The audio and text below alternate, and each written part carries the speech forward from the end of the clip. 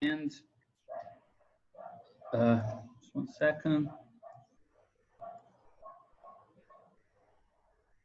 I'm trying again my new presentation method.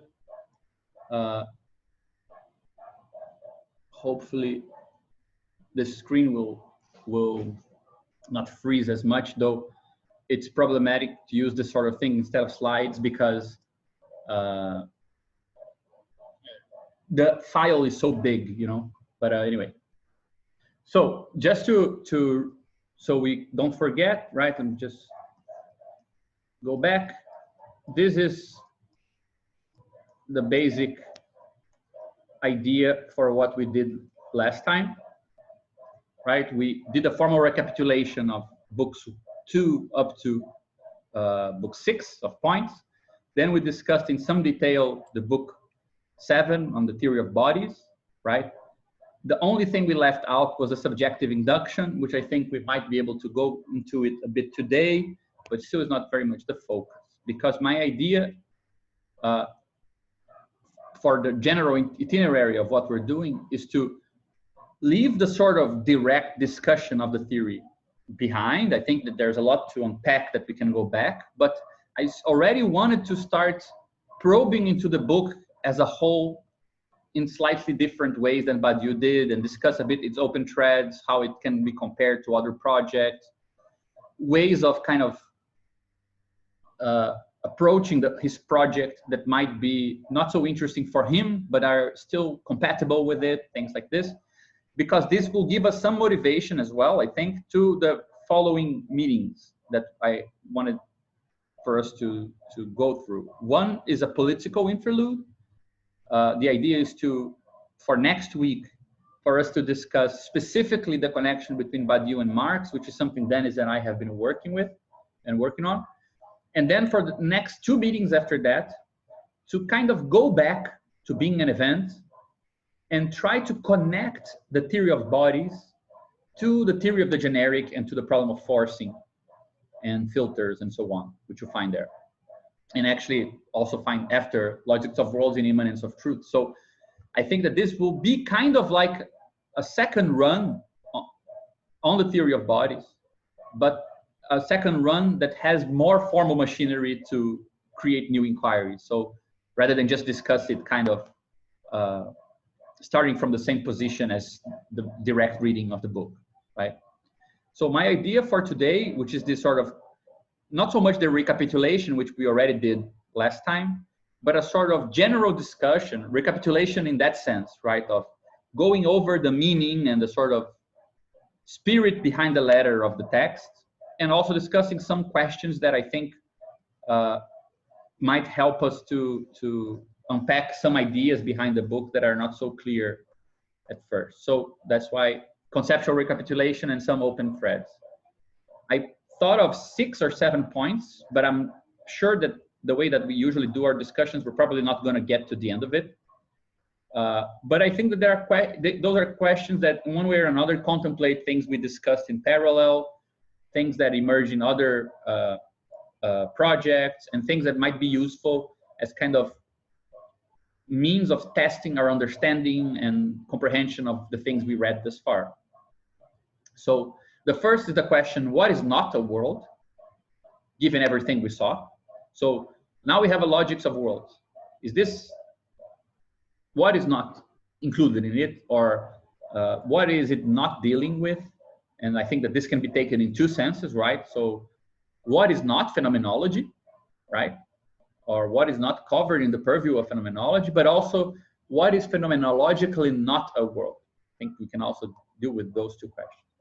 Then there is a more kind of extrinsic comparison issue, which is what kind of philosophy is the philosophy we just discussed with Logics of Worlds. And I thought of comparing it to 4 different strands.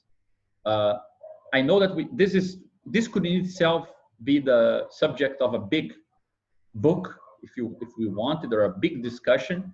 So it's kind of unfair to have it so condensed today, but I just wanted us to kind of touch on this issue, and if you guys want, we can develop it further later. I know Caron has interest in this issue, especially with the first point, transcendental realism. but there are many discussions that are possible here. And I think that the relevance of this also comes from the fact that Badiou comes from the 70s, and the path of contemporary philosophy is a bit different than the one that he took. And the way that discussions are being kind of held today is with a different grammar and a different way of positing problems than the ones that he did. And some of his problems and his interests are being considered by other philosophical strands. So it's interesting to compare and think about the dialogue between him and other projects that are going on in contemporary philosophy. So I just divided 4 of them. Transcendental realism, object-oriented ontologies, multinaturalism, or what's called ontological pluralism, and dialectical materialism, which is like the Zizek kind of strand, right? Then I thought that we could also discuss in a more immanent way to his project other ways of specifying worlds. For example, can we talk about a world of consciousness, world of philosophy? Why not? What are the specificities of these things? What would be objects in the world of philosophy, for example? And how can we recuperate the way that Badiou distinguishes natural and historical situations and being an event? And can we talk about natural and historical worlds, or is that qualification too ontological for phenomenology? Fictional and counterfactuals. I mean, those are 2 themes that today take up a lot of the discussion on worlds. So there might be something interesting to discuss there as well. Then I thought of another theme we could kind of probe into, which is, let's say, the physiognomy of bodies, in the sense of how do they look, right, specifically. So for example, there probably can be more hierarchical bodies than others. For example, the commune is a body for Badiou, but it is probably less hierarchical than the Communist Party in Soviet Russia. How would that look like formally, right? How would we, using logics of worlds and the theory of bodies, conceptualize that distinction, right? Another point, which is, can we talk about non-subjectivized bodies? Like, for example, there is a very common use of the word bodies, which is heavenly bodies. We're kind of talking about, let's say, celestial objects, but there is a use of the term bodies which is actually the common use of the term bodies, which doesn't really map onto what Badiou calls bodies. So should we reduce that category back to objects, or does it have its own specificity, right? Then I think that there are 2 terms that usually come very close to phenomenology and that have no place in Badiou's phenomenology, which are experience and reality. And I think that we are now perhaps in position to think about how would they be reintegrated? What would they look like inside this project, right? And finally, one that I think it's not going to be, probably, I didn't even fill this in because I don't think we're going to get there probably, but which is an interesting, and perhaps in my opinion, the most interesting one, which is the issue of, Badiou makes a distinction between objective phenomenology and subjective or phenomenology based on experience. So that opens up to a phenomenology that is objective and has some other bases than subjective experience. And that brings it closer to a theory of experimentation as a different means to probe into the law of differences of a world. So after all this discussion, what can we say about experiments, perhaps? Can we have a theory of experimentation that is more general than the theory of scientific experimentation, that includes artistic and scientific and political and amorous? After all, those fields have somehow come up with their own meanings for that term, right? There is a current use of the word experimentation in art. There is a use of experiments in love, right? To experiment something. It's not really, you're not saying experience, you're saying like you should try this new thing out, right? And there is something about experiments in politics as well that's usually a derogatory term, but which most conservatives use when new things are tried. So for example, you can see conservatives describing the Chilean experience with cybernetics and socialism as an experiment, right? And we talk about social engineering and things like this. So there is an idea in politics that there can be something like a political experiment. So can we derive a more general term using Badiou's objective phenomenology? And can we derive a more general sense of measurement, which is something we already touched upon when we were discussing the transcendental, right? So these are all general questions. I'm sure we'll be all very frustrated and dissatisfied by the end of this meeting because we won't be able to discuss any of them in detail, I bet. But I'd like us to have a bit of an informal meeting, just trying to kind of touch on these different topics, and just as a way of kind of unfolding or unpacking a bit the book, you know. So I thought of some things that would go under this first term, just as a way to kickstart the discussion. I don't know whether you covered that, but I think one topic that is interesting to focus is to read back some of the major concepts of being an event through what we learned in Logics of Word. Even go back as far as theory of the subject.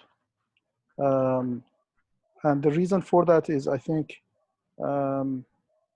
in the literature, Logics of Word has a very, very poor influence.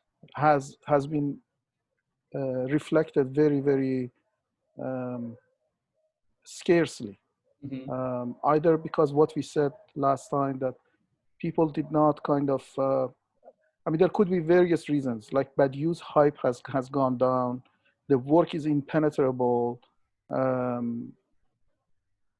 various different reasons. In some ways, I think Badiou himself is still discussing major topics of his philosophy, even after Logics of Word, in terms that are more entrenched in being an event, as opposed to Logics of Word. So, especially now, a new work has come out. My fear is that this work is sandwiched between the inception of this work and also the culmination, which is immanence of truth. And the last reason is, after being an event came out, there were flurries of work from Badiou, probably 6, 7 major works that he did that were all using being an event as the central, as its philosophical foundation. After Logics of Word, at least I don't know any major work by Badiou that basically, other than Manifesto Part 2, that basically reworked some of those philosophical works mm-hmm. under what Logics of Word developed. So I think it is important, I think, for Badiou scholarship to basically provide something in that regards, and fill the gap. First of all, recognize the gap and then fill the gap. And how do you see it? Like when you meant like concept from being an event and theory of the subject, which do you have in mind? Well, the obvious one is event. I mean, event is very controversial within being an event. I think the theory of event here is a lot more grounded than theory of event in being an event. Also, theory of the subject is another obvious example. But generally, I think the philosophical portion of it, which is the relationship of Badiou's philosophy with ontology and phenomenology, and the switch from set theory to category theory, is also very important in this discussion.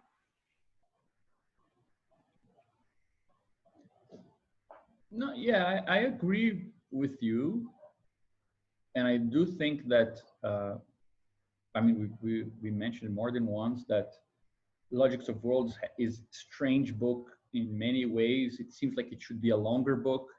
It's a bit rushed at points. Other things that are very profound seems to be skimmed through, as if he was almost answering. I really do think it's a book that is thought of as an answer to critics. he says it that he began thinking about it because Desantee criticized being an event, and he started studying category theory in a sort of reactive way, right? It is a sort of book that he always mentions in a series. So, for example, in those lectures we were together in the publishing of Immanence of Truth, he said, well, in being an event, I spoke about the universal. In Logics of Worlds, I spoke about the singular, and now I'm speaking about the absolute. And that's it. Like, it's in a series. That's how it usually appears. It's not like it seems to be a toolbox that he mobilizes to say things in a new way afterwards, right? Almost like he was giving it to others rather than building something he needed, perhaps. And part of it, I think, has to do with the fact that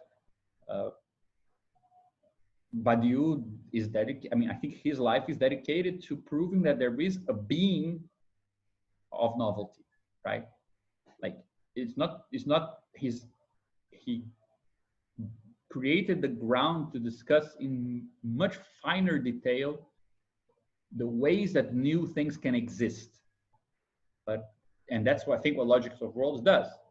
But I don't think that's what he's interested in, right? He reminds me a bit of Hegel in the sense that Hegel is said to have been taken to the top of this huge, beautiful mountain. And people said, look at the nature, look how beautiful it is. What do you think of it? And he says, as is so, like, it is what it is. You know, like, yeah, everything is beautiful, singular, different, but I'm worried about something else, right? I think Badiou has a bit of that kind of tendency, and I do think that it is quite recognizable beneath the book, a bunch of dialogues and attempts to seduce and bring to his field or to enter into debates that are going on in the philosophy around him, but not really in his terms. That's why I think that this comparison with other philosophical projects might be interesting. So I do think that that's the case. And I hope that we do get to accomplish a bit of what you're saying in the last two meetings, that we go back to forcing and discuss that. So it would be, let's say, a very grounded attempt to do what you're saying, right? On the other hand, I think that the little that I discussed this with Dennis thus far, like, I went back to being an event and started looking at the later meditations, and I was really surprised how close these things are. Like, I don't remember having read two books that the sentences in one book seems to be like continued in the later book 20 years after, you know? Like, it's the same terms. It's very close. So from another perspective, I imagine that if you're not looking to discuss the consequences for the treatment of singularity and existence, and you're just looking for establishing this groundwork, I would imagine that from Badiou's perspective, things look very similar. There's not so many new things to say, you know, because it does seem to be very closely knitted together, like the analysis of forcing, conditions, ontological rank, inquiries, and so on, and the logic of points, and so on. It's very close together. And I would even say that Badiou most likely has a bit of a, I would think so, like a bit of a despise for the theory of bodies and the theory of points, because it's so much easier than the theory of forcing. Like, to propose a generic subset in a classical world is very complicated because the conditions are very strict. To propose this sheafification of some region of a world where the logical conditions are a bit looser seems to be a much more kind of ordinary process. Like, if you just take how many meditations he needs to complete being an event, right? How many steps he needs to take, how many preliminary works need to be accomplished, and so on. And you compare it to Logics of Worlds. In my opinion, Logics of Worlds, like, it really brings the heavy machinery for the being part, right? For the part on worlds, and the parts on novelty, it's more loosey, right? In being an event is the contrary. Like, you feel like you're so up to date with everything while he's talking about situations and states point of excess, and it seems like, okay, you know, I can follow this. And then he says, okay, let's now move towards the generic. And suddenly everything is like 10 times more complicated. So I think that there is something to be said about that as well, right? The postulate of materialism, in fact, is saying something, in my opinion, like don't trust too much logical acrobatics in a world to guarantee new reorganizations. If you cannot use the logical space to reorganize things at the material level, it's just some delusion virtual play. Because ultimately, the whole construction is a way to guarantee that there is a passage back to the ontological problem of multiplicities and the generic, right? That's what the inexistence, the eventual trace, all of that guarantees, right? And that's why all the logical construction with the topoi and so on is restricted. So even if you, I have the impression today, and I was presenting now on this with Caron earlier, we were talking about it, and this idea came to my mind when we're talking about the postulate of materialism. Ultimately, Logics of Worlds is a testimony to the fact that being an event is really cool. Like, it's better than you thought, you know, because it still relies on that previous machinery and the fact that in a classical world, certain things are possible. It still relies on that to be able to push against the logic of worlds into something more radical in terms of novelty than simply the idea that worlds can be extended and, you know, you can always come up with new components to combine things in new ways, right? So I don't know, I feel like there's something to that is interesting and that connects a bit with what you were saying.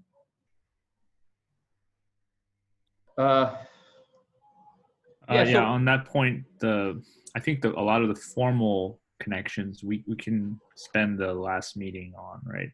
Yeah. Between the two, because this whole discussion of ultra filters and forcing and so on, they're all connected.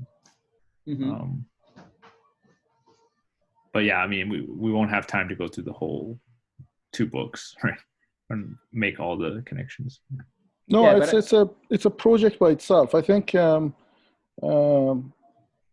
as long as we are aware that, like all the statements that Gabriel said about the close relationship of being an event and logics of world, I think it's worth developing these relationships in terms of giving a more coherent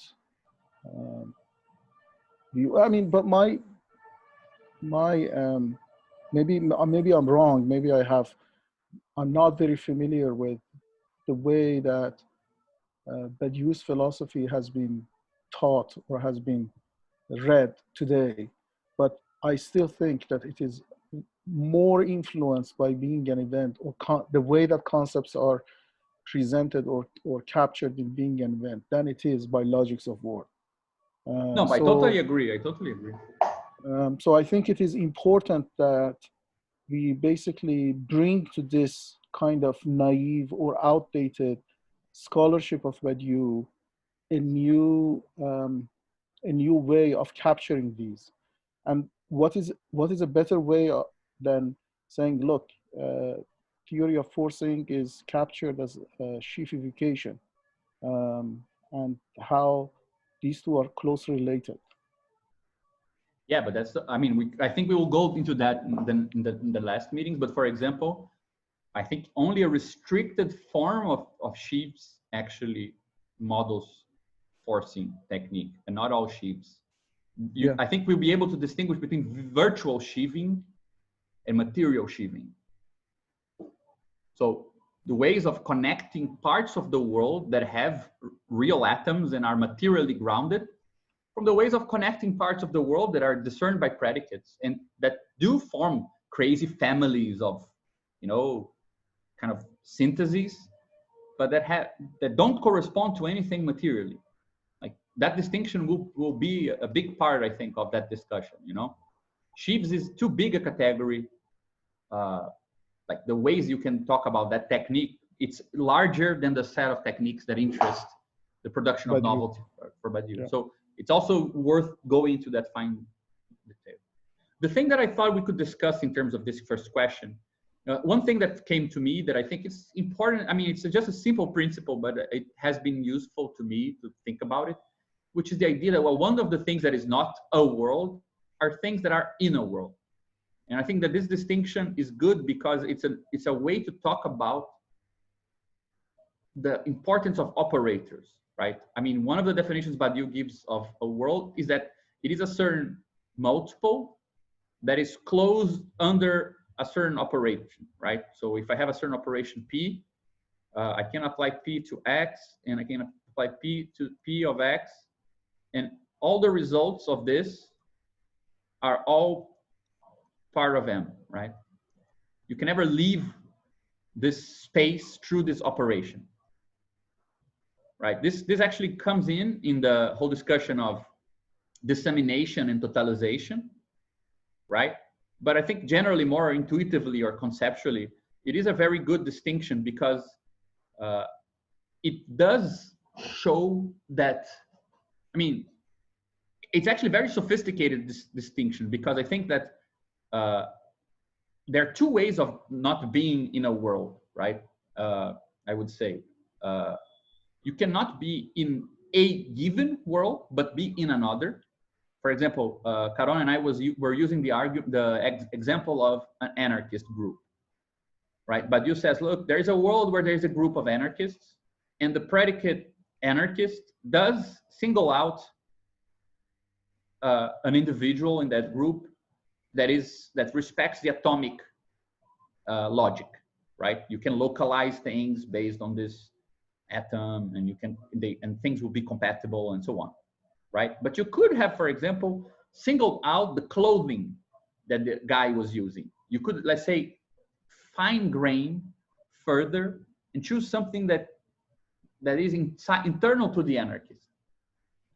That other predicate, it could be minimal, it could be unique, but it might not give you a perspective on the protest. It will give you a perspective on something else. For example, on the way that people dress in the city where in Paris, right?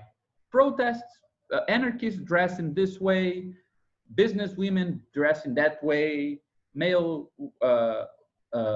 workers from the post, they dress in that other way, and that can give rise to the world of fashion. Why not, right?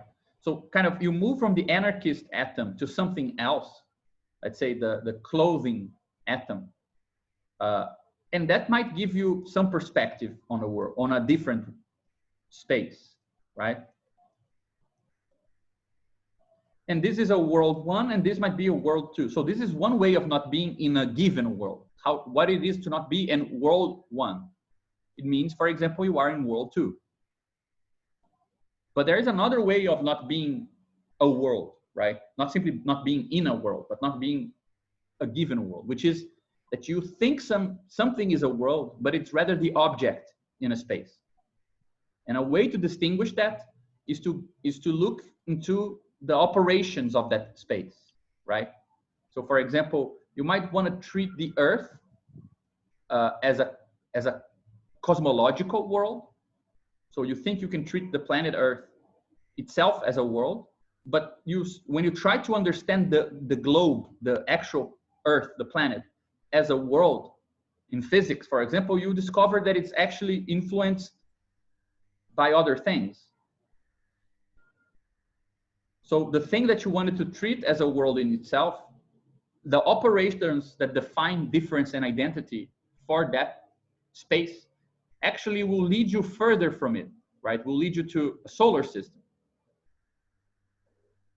So you thought you were dealing with a given world, only this, but once you find the relevant predicates to talk about mass, movement, tides, things like this, suddenly you see that if you don't take the moon into the consideration, you cannot explain the tides on planet Earth.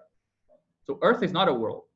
Earth is in a world that includes the moon, But also you cannot explain a bunch of other things like the seasons if you don't include the sun.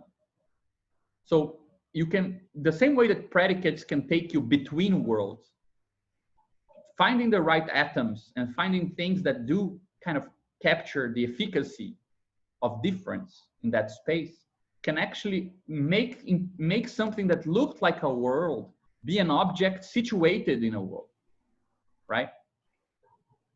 That's why I took this idea here, that what is not a world can be in a world. What looked like the, yeah. But doesn't that mean that there is only one world of the totality of things? Because at some level, not everything within any, when you are talking about natural phenomena, not everything within, not everything everywhere is explainable by from within that system. You Sure. always have to. No, you don't always have to. No, okay. No, that's so the give point. me an example. Well, to explain a protest, a political protest, you don't need to consider the sun, because the I was talking about natural phenomena, but yes. So okay. So first of all, for as a provisory thesis, with beyond the natural, beyond physics, we can understand why there are multiple worlds, because let's say we can find atoms that are closed, their infinite movement and their infinite power of localization still remains bounded to a certain multiple, right? So for example, the protest in the Place de la République might not have any, you might never be able to localize through its parts things that are happening in Brazil. Like you might in one particular case, but that's not guaranteed. These things might be separate.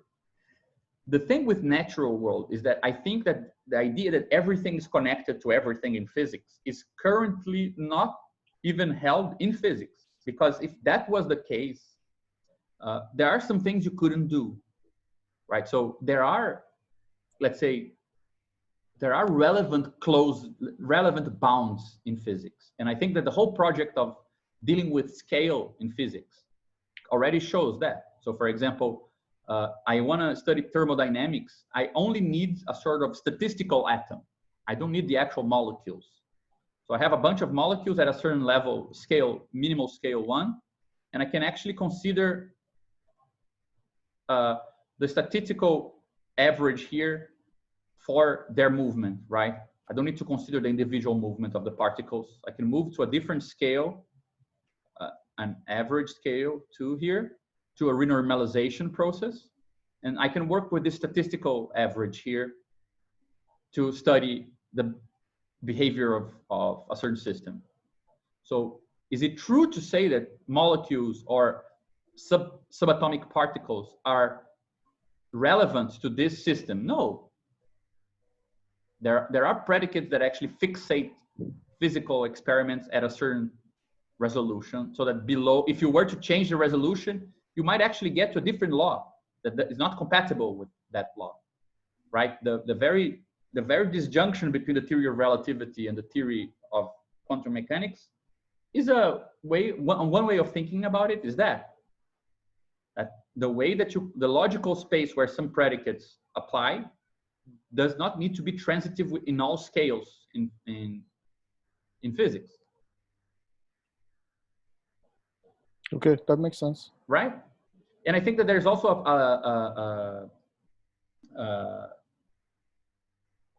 there is also a sense in which the fact that I always remember this statement that I find very profound. There's this physicist, I forgot his name. He says, it's not a guy, it's a woman.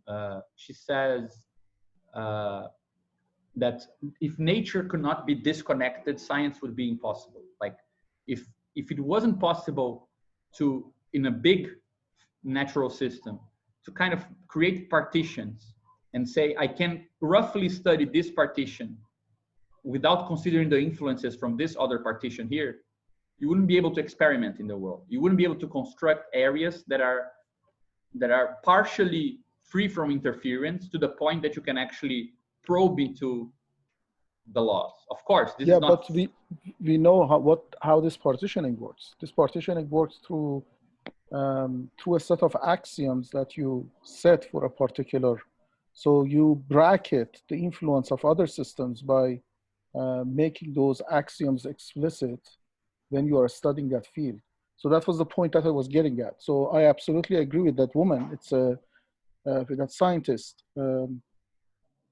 that in order for, but another way of thinking, so this axiomatic bracketing of a certain part of the field of study is one way of looking at it, but the other part is obviously what you said about theory of scale, that in different scales, different laws, natural laws become relevant, and other natural laws are not relevant. So my question actually was this then. So we are talking about what is a world. So obviously formally what is a world is what provides a regime of appearing, i.e. it has a transcendental. It has some way of ordering elements that belong to it.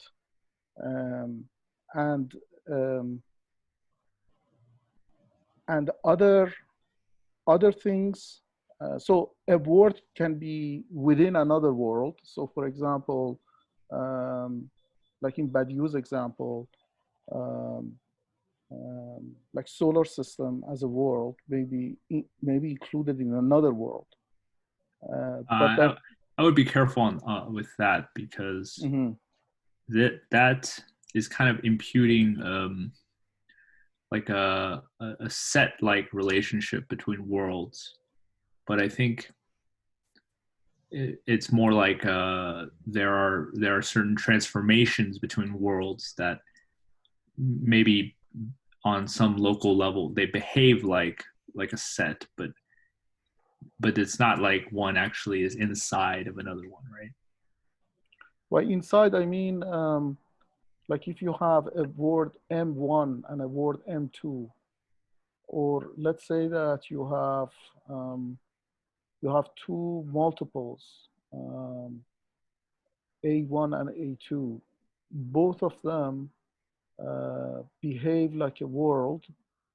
So A1 behave like a world by providing a transcendental for all the objects that belonging to it. So they are in a sort of a Heyting algebra applies to those elements that belong to it. But could we not say that A1 actually appears according to another Heyting algebra within A2? So it becomes an object of A2. One property to keep in mind is the transitive set property, right? That anything belonging to, so if A1 belongs or is a subset of A2, and A2 is inside of M, then A1 also is in M, right? Correct. So so that's one thing. And then the other thing is simply by saying they have different transcendentals is enough to say that they're different worlds. But I'm not sure where the belonging to a world, like I understand in sets, if we were to forget the transcendental, we could say that the support sets of one world belong to the support sets, like they're contained in the support sets of another world. But I don't think that's enough to say that one world can belong to another world. Yeah, because the transcendentals may be different. Yeah, this leads me to the two things that I think we informally talked about, and I think that actually come into play here. For example, you can consider that, again, I'm proposing here that what is not a world is in a world, meaning that you move from world to object, right? As I said. So, for example, take the world that he talks about, the protest in the Place de la République. It's true that in a certain sense, you can talk about the world, and he does this in other places, like let's say there's a world of several protests, right? Like he does with the Paris Commune, and talks about day by day, right? And you can say that there is a world where that protest is included. but it's not included as a world anymore. It's included as an object indexed on the transcendental of this other world. And it doesn't need to respect fully. I mean, there is a big interesting question about how is it that the law of difference of this considered as a world relates to the law of difference within which it is an object with its own composition and so on, right? But nothing guarantees that the law of difference of it as a world is so clearly preserved in the law of difference that considers it as an object. So for example, from within the protest, anarchists are indistinguishable. You have an atom for the kind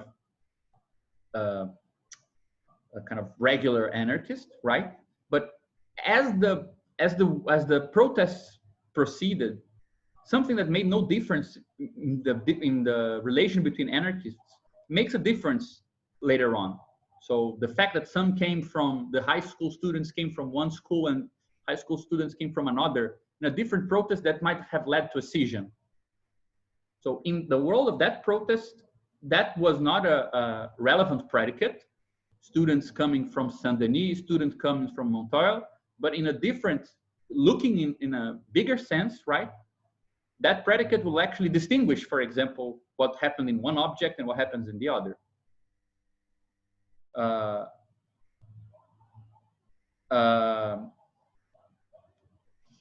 So I think that the first way of thinking about this is that there is something in this shift, right? Meaning, and it's also a bit of a shift of something as having an indexing power to something becoming indexed, right? But I think that we discussed two things that play with the resolution thing and play with the issue we're talking about here, which is the sort of extension, right? You can imagine some sort of multiple with a certain transcendental space. And you can imagine, let's say, that this transcendental between, let's say, M, P, Q, and minima, you actually introduce an R here, an S here, and a W here, and a Z here. Like, the basic structure is preserved. Everything that was valid for the first transcendental is valid for the second, but you kind of just included some further differentiating power that doesn't really affect the maxima and the minima in that world, right? You're able to tell more things apart, perhaps, or tell things in more nuance. I think we could call this a refinement. Like, it's still closed for the same multiple. You never leave this particular multiple, but you're able to refine something that previously was analyzed in a more coarse-grained way. But it's not like going subatomic, right, below the minima. The atoms are preserved, but there's something more to say. That's a way of talking about a transformation, perhaps, right? M is preserved, and this is deformed or transformed in this way, right? Yeah, I think so. Many times we've tried to talk about relations between worlds, and I think that, like, the question I always had was, how come Badiou himself doesn't address this point? And I think maybe it's because his theory of change is supposed to account for this type of thing. Yeah. Like this, when you say that you're adding a refinement, isn't that kind of fall under maybe like modification? I don't know if it's event. I don't know if it has maximal consequences, right? Because no, yeah, I wouldn't think that this is. Yeah, I don't think that there's anything novel, and I also think that we would be pressing the word new to call it a refinement, a novelty in any big sense. But like our example of the palette, right?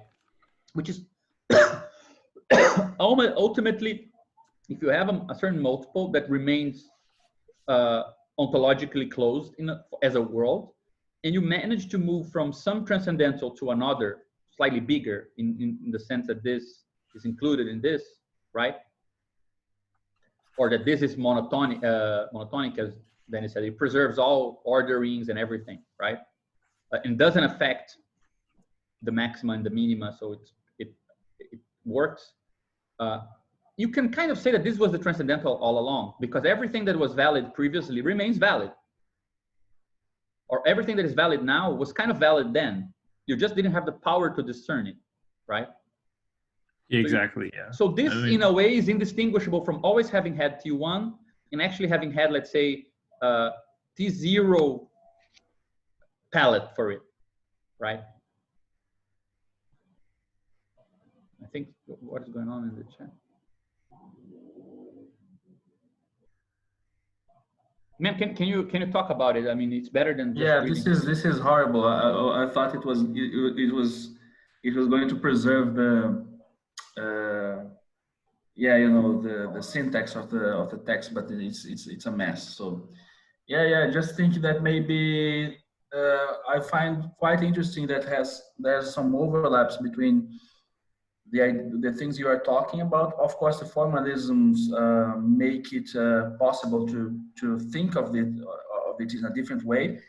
But in Goodman's ways of world making, which I mentioned in our Portuguese class today, he has this list of methods with which you can make new worlds out of existing ones, and you only make worlds for Goodman out of existing worlds.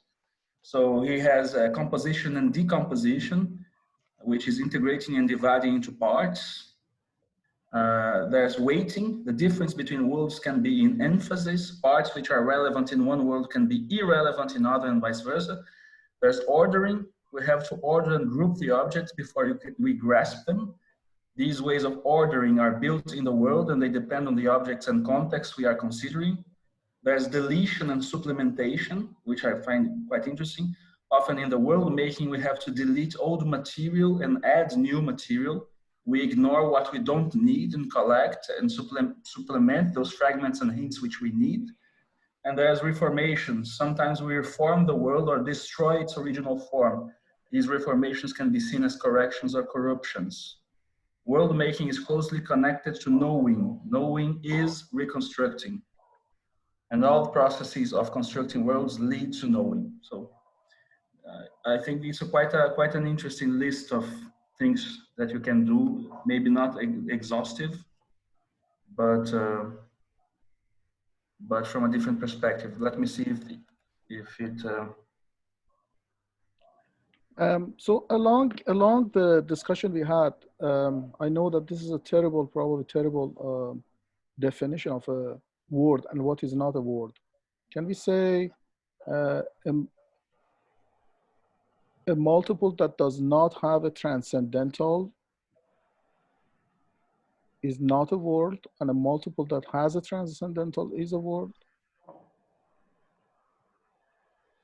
Yeah, I think so. I think the issue is what does that mean, right? For a multiple not to have a transcendental, if it is a multiple, it is a consistent multiple because you just discerned it, and if you discern it consistently, it falls under the Boolean transcendental of ontology. Can it not have a transcendental? I was thinking that ontology is a world that has a Boolean transcendentals. You know, I mean, any multiple will have a transcendental.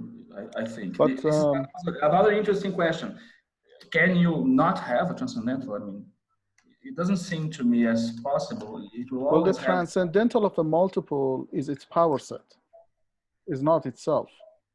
So a multiple has a power set. Mm-hmm. So so every multiple, therefore, is a world because it has a power set. Mm-hmm. But again, you see, like, this is why it's not enough. Let's say we take the empty set, right? We can take the power set of the empty set, which has one element, right? Okay, but the operation of the power set actually goes beyond, because I can apply it again.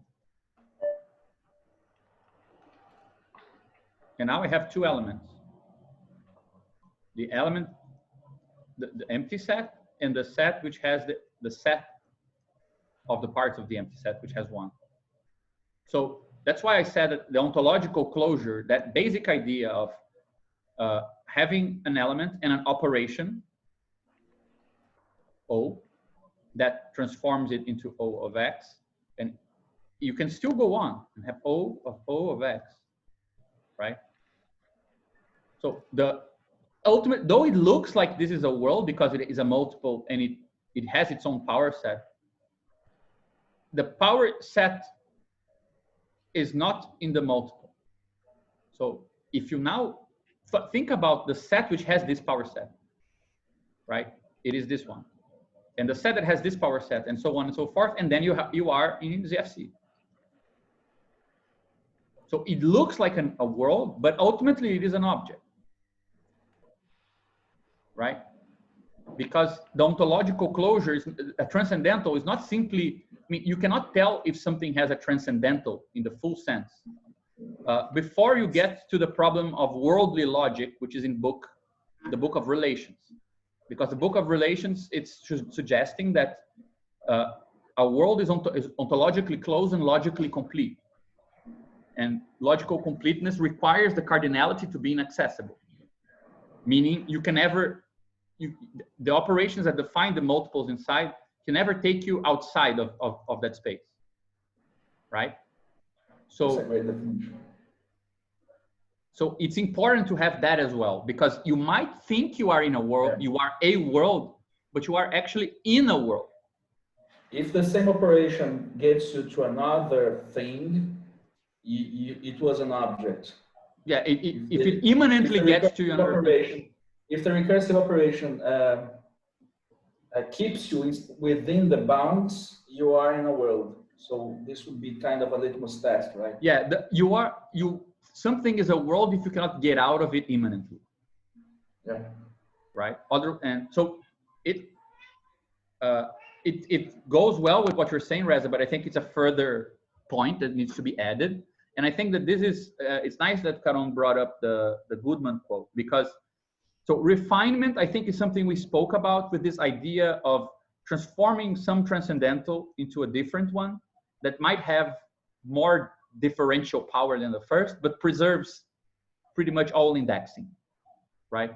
Everything that was indexed here remains indexed here, but now you can also differentiate a bit more, but respecting everything before, and the multiple remains the same, right?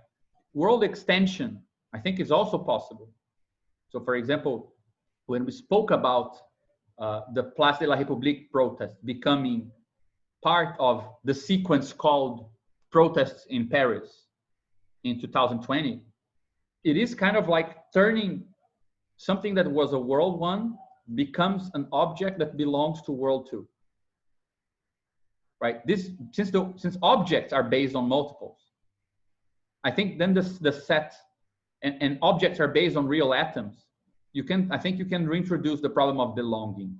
Like it belongs not to the world, it belongs to the multiple that has a new transcendental, right?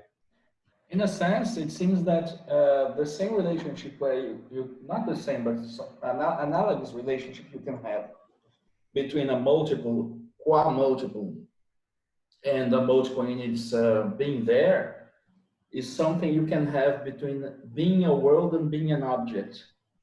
Like if you consider a certain object in isolation, it can behave like a world because you are able to assign within the object degrees, transcendental degrees.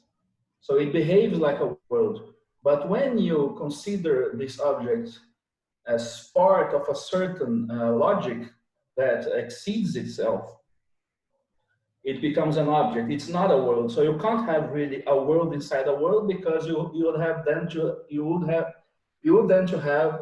have two different transcendentals at the same time. So when you assign something that was a world inside a different world, it becomes an object because it acquires the transcendental of the new world.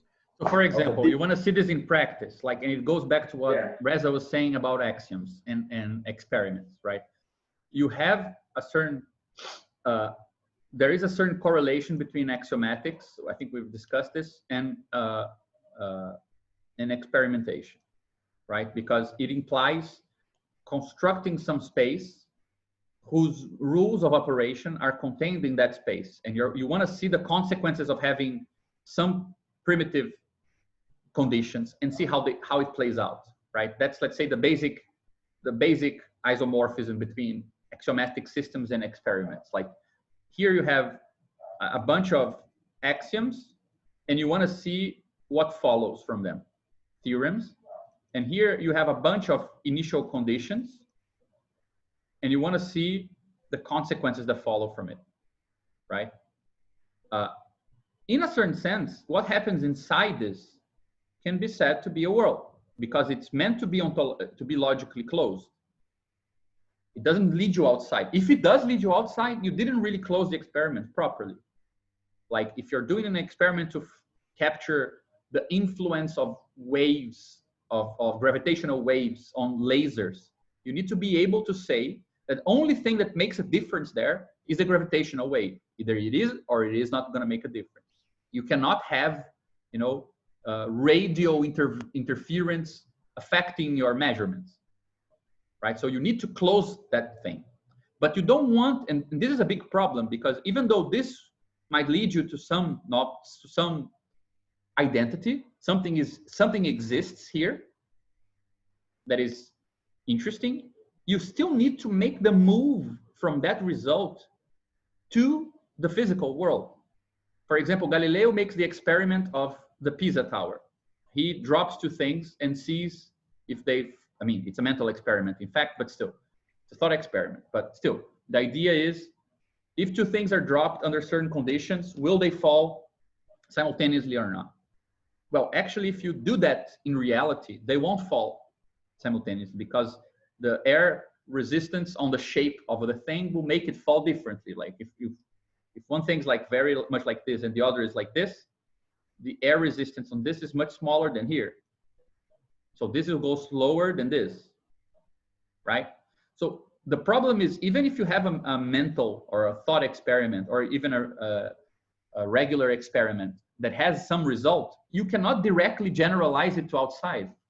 So if from the thought experiment of Galileo, you cannot say that things fall together in the world because that's part of the reason nobody believed the guy. If you look in the real world, how things behave, they don't behave like that, right? So there is a complicated process of embedding this into a world. So indexing it back or indexing it for the first time into a different transcendental, not a transcendental of the thought experiment, where this was the case. Given these conditions, this follows. So this is, let's say, the experiment. And now you need to embed this in the physical world, add new variables, add new differences, new differentiation forces, which account for the fact that the piece of paper will fall slower than the ball of paper, right? Even though it's true that a little ball of paper and a little ball of iron might fall together. So, but you need to reintroduce something else to make this differentiate. Otherwise, this generalization will be false. So generalization from an experiment is a problem of world extension, is a problem of turning the world of the experiment into an object of a world, right? And showing that it is actually acting in accordance to a transcendental that has other differences and that is multi-layered in its influences, right? It's not only, let's say, in that thought experiment, or even if you do it in the vacuum, like people did it recently. Yes, it's true that weight will not make a difference, but once you introduce other factors, even though weight doesn't make a difference, the result will not be the result of the experiment. So world extension is a good way to talk about that distinction in a problem of generalization, right? That actually leads me to think about the stuff you've brought up about Rosen in the past with the notion of the modeling relation, right? Because it seems like an experiment can only be an experiment if there's also a modeling relation as part of it. So I think there's something there. Yeah, you need to know how to decode from the experiment back to the theory, right? It's not enough to encode the theory into the experiment. There's a guy who studies this in very much detail called Judea Pearl. He's a bit of, I don't like him very much, but he's very, very much specialized on this. Yeah, yeah. So actually, there's the abstraction itself of a model has to be part of the experiment, and therefore it appears as well, right? Mm-hmm. So an experiment, when it's not just the physical objects you're dropping, but it's also the maps between the theory, right, and your encoding in both ways, like how you encode ideal physical entities into some actual entities, and then decode those results back into the theory, or vice versa, whatever.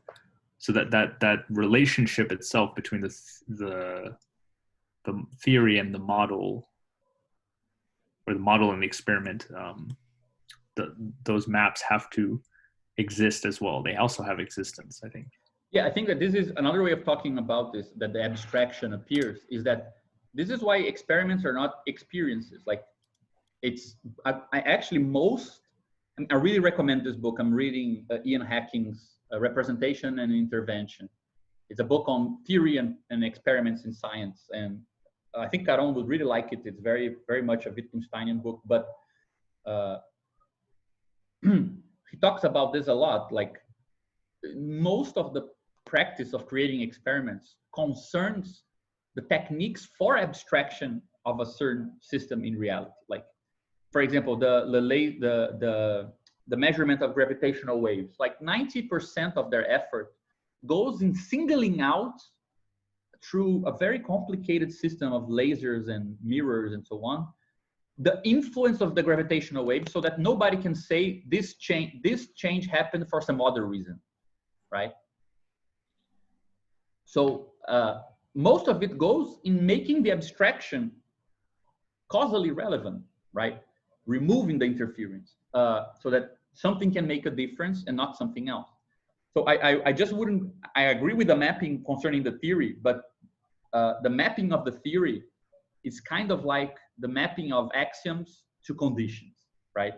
And the doing of that is also a practice, because to practically create conditions of an experiment is to practically abstract in a way that's very similar to the idea of instantiating axioms, right? Making it so that what happens inside is actually a model of the axioms, and not a model of the axioms plus a bunch of other propositions you didn't account for, right? So it is both a relation between theory and practice, and a relation between experiments and worlds, like turning the object into a world, turning an object, which is, let's say, an installation in some place, into a world, in the sense that what happens inside actually concerns only the laws of difference that the experiment decided on, right? And then the inverse path, again, through theory, but also how do you generalize your findings so that it relates back to the corpus of knowledge that concerns the physical world in general? And that extension is not always obvious. For example, a classic case is the double slit experiment with light. Once you try to generalize it back to the transcendental of the physical world, the transcendental of the physical world looks like a crazy thing, right? It doesn't look Newtonian anymore. Or Eddington's experiment with the light bending that confirmed Einstein's relativity theory, right? Once you generalize it, it's not to say the light is always bending at any point at anything, but it does give you, like, it takes a lot of work to bringing those conditions as formal pressure into your worldview, right? But just not to lose the track here, the reason why I said Goodman's quote was really good is that there is a third term that also concerns the issue of worlds and objects, in my opinion, which is world building. I think it's a very strong trend today. It is, in my opinion, is the sort of communist, is the way analytic philosophers can be communist without telling people, because it's or telling people, because I'm basically dealing with that publicly. So being a communist and analytic philosopher is specialized in world building. So this has been my trend, not by choice, almost by imposition. Like people want to listen to me talk about world building. So yeah, it's kind of funny. Yeah, I don't think you are the regular analytic philosophers though. So, but still, it does seem to be the concept that connects a sort of political construction. And I find that the term world here from the perspective of Badiou, it's a very serious question. Can you build a world? And I find that there is a very important distinction between Badiou and the world building project, because the world building project suggests, as the Goodman quote suggests, that if you have a given world here, you can use its material to construct a different world, right? Like this. But it's from the material of the world that you construct a different world. Whereas from Badiou is like this: you have one world, you find the minimal of that world, and through the minimal, you can come up with a body, and you have a shot at the issue of the new transcendental that accounts for that body being different from the first. So one would be idealistic in a certain sense, because it is an idea. Worlds are in our heads, as he said, but are subjective. And therefore, new worlds are also subjective, right? He says only humans build worlds. World building is a human affair, right? Whereas for Badiou, the building block of a new world is not a new transcendental. Even though in the end of the day, you can only transform one world or another, or move between existing worlds, there is a materialist theory of transforming a transcendental, which concerns the emergence of a new form out of a materially inexistent part, right? You don't change a world from T to T. You change a world from T to minima, from minima to body, right? So that's a bit of a distinction, I think. And from Badiou's perspective, I think that it's a big issue if world building is not ultimately reducible to world refinement and world extension. Yeah, I agree. This is something I'm dealing a bit with, because as you know, I have a course coming up at the new center that has to do with this issue of world making, world building. And I was thinking about tackling some issues in Logics of Worlds. It's only 4 sections. I'm not sure I'll have the time to go into it, but I'll see. But I was skeptical. Many people are trying to make this direct relationship between the Badiou of Logics of Worlds, and the world-making folks like Goodman and maybe some parts of Sellers and this kind of thing. And I'm kind of skeptical. I don't think they are talking the same thing, really. There's a lot of different caveats if you are going to talk about world building from the Badiouian framework. But I don't think this is the whole story. Like, for instance, if you look at, I put this excerpt there in the chat for a reason, because if you look at the proper categories that Goodman is using, you can, I would wager that we could reconstruct maybe all of them within the Badiouian framework, like. Yeah, it really does seem. But don't you think that they are pretty much transcendental categories? Yes, they are. They are. So it seems like it's conjunction, enveloping, composition. Yeah. They are kind of ways of reconceptualizing a world, in a sense. And this is the Goodman concept, really, of world making. This is his concept. So they are kind of reconceptualizations. In this sense, it is an idealist thing, even though Goodman is not really compromised with idealism or materialism. He's trying to suspend this, but this suspension itself could be understood as an idealist gesture. But you know, it's always the materialists who point finger and call people idealists, right? It's like, it's not a relevant category outside of like very strict materialism. Yeah. I'm not. Yeah, it's okay. It's completely okay. That it's just trying to point some differences. And I'd love the idea that Goodman is the Hegel for Badiou's Marx. Like, you know, that would be really cool. That could be good. Yeah, I do think that reconstructing all these categories of Goodman's within the Badiouian framework, it doesn't look that difficult. You could find them there, and maybe this will shed some light about on the difference, you know, between world refinement, world building. Why why somebody like Goodman talks about world building, while for Badiou is more like world refinement, because there is this objective side of the phenomenology, and there's this the constraints. Let us talk like, let us call it the outside constraints, right? They are much more expressive, much more important than for the analytic, typical analytic. Also, I think that there is another way of also arguing this, which is if we go back to the idea of ontological closure and inaccessible cardinality, if you can track the operation, like if the operation that takes you from object 1 in the world 1 to object 2 in the world 2, meaning if this operation is identifiable from within this world, then these are the same world by the definition of ontological closure. Yeah, that's fantastic definition. Ontological closure is very, very important. Yeah. So this was like the more we talk about this, the more I feel like the little postulate of materialism is like such like the crucial tool, you know, to guarantee that Badiou is not going totally kind of over the same territory that others already did. Like this, what you just said from Goodman, I mean, it's somebody anticipating most of Badiou's concerns, most of what we read many years before, right? Is the postulate of materialism that gives some added constraints that require a very weird conception of things, I think. I agree.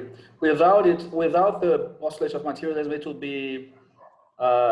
be indistinguishable from, you know, linguistic approach, or perhaps symbolic approaches. Yeah, I think so too. Computational approaches. Yeah. Yes.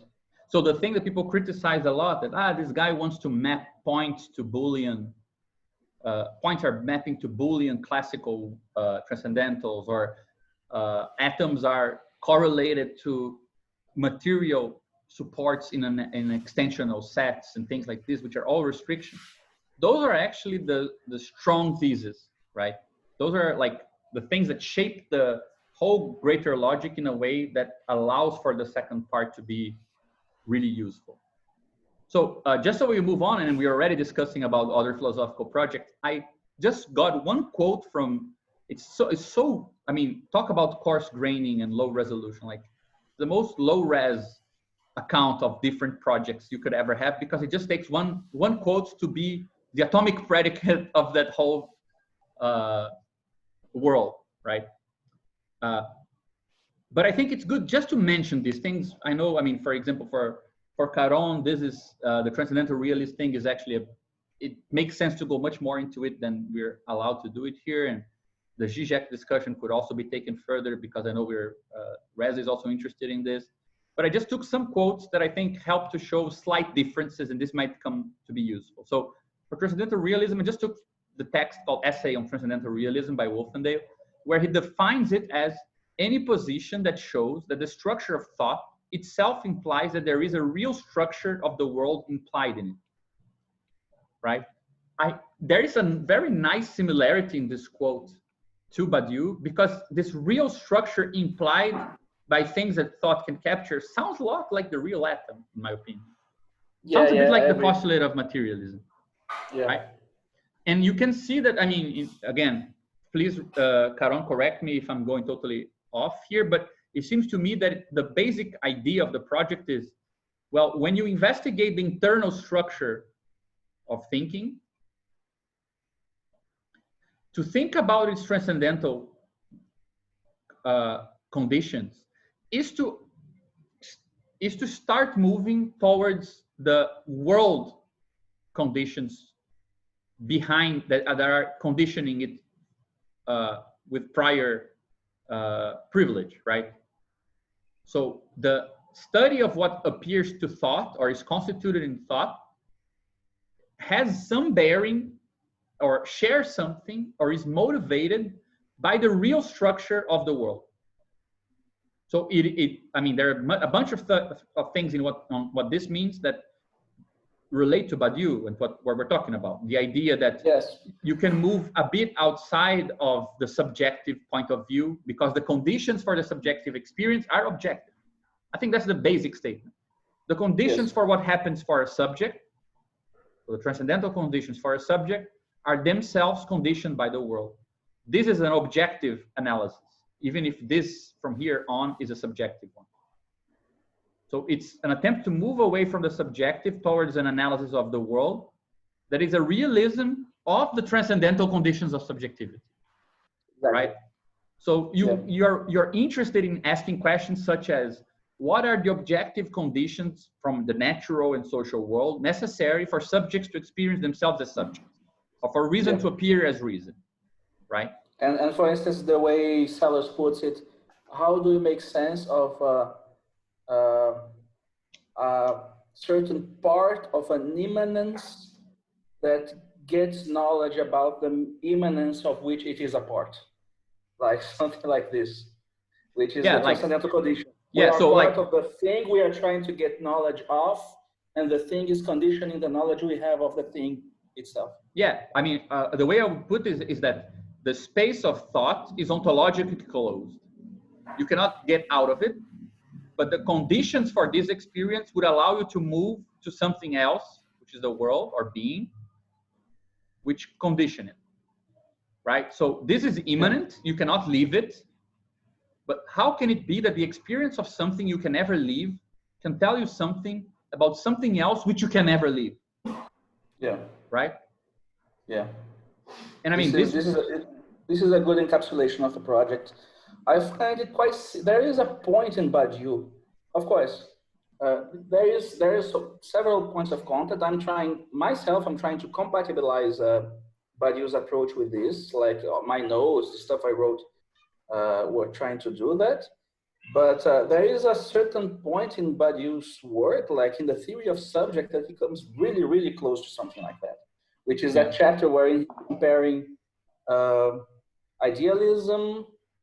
What's the name? What's the nomenclature is kind of different, like dialectical like idealism, materialism, dialectical materialism. The dialectical materialism. The dialectical materialism. The thing is that there is thought, and there is the same structure of thought in the world, but the world makes thought do a torsion. Like there is something that appears that obliges you to make a kind of a torsion of your categories. Like it's not like Hegel. The difference with Hegel, in that chapter at least, is that in Hegel you have the identity of the whole. So there's not the transcendental realist spiral is not there, right? So in the last instance, you have the identity of thought and being at the level of the whole, right? Whereas in Badiou, you have the spiral. Like you have a certain identification, but this identification falters, and then you have to reconceptualize, and you have the spiral between thought and being in that sense. So the identity between thought and being is kind of there in a sense, the Parmenidean identity, but it is more convoluted and more dynamical and convoluted than the identity between thought and being for the idealist, even for the dialectical idealist that is Hegel. Yeah. I think that the thing that I would point, like in this brief summary, that I would point as a big distinction. So if there is, let's say, on the similarities, I would point this sort of backtracking from the subjective immanence to the objective immanence, and saying that there are means to do this. And transcendental realism does, and it is, in my opinion, influenced by Badiou, it does make use of science in a similar way. And I think Meillassoux was an influence in this, and other guys were an influence in this idea that you can use science to move from the immanentism of the subjective to the immanentism of the objective, which is supposed to causally lead us to the subjective, right? The one thing that I think is different and makes all the difference is that the structure of the world is, in a certain sense, similar to the structure of reality, meaning that there aren't multiple worlds, and the conditions for, and you want to kind of generalize from the condition of one immanence, which is called thinking, the means to think the condition of one immanence, which is called world or reality. Whereas for Badiou, there are multiple forms of thinking, and there are multiple worlds. So there is no one arrow that you can do like this. right? And ultimately, because there is not one arrow, each arrow is actually part of a procedure, right? You could localize transcendental realism as the sort of spontaneous philosophy of politics, art, love, and science in a certain sense, because if you situate it into the multiplicity of worlds, you come closer to it, right? But there is no theory of the multiplicity of worlds in transcendental realism, and there is also an idea that I think is very Kantian, which is like this: from thinking back through critique to being. Whereas with Badiou, we have thinking, and we move from thinking to being, and then to a new thinking. So you actually move forward through the work of thinking. It's not a critical work, it's the axiomatic work. You move forward. So it's slightly different in that sense, perhaps, because there is a certain appraisal of science and philosophy in transcendental realism that is at odds with the generic, with the bet on the generic, I think. Right? It is a philosophical world to work to learn about the transcendental conditions of subjectivity, whereas for Badiou, that's actually the definition of subject. A subject is the working through its own transcendental conditions. Therefore, it's localized, situated, embodied. It's not something you can do philosophically, right? But just to move on, I think that a different project that is in fact quite at odds, like one of the Wolfendale's big work, actually his sole book thus far, is actually a critique of object-oriented ontology. And object-oriented ontology does something very different. So I just got a quote here from this guy called Graham Harman. Just one second, guys.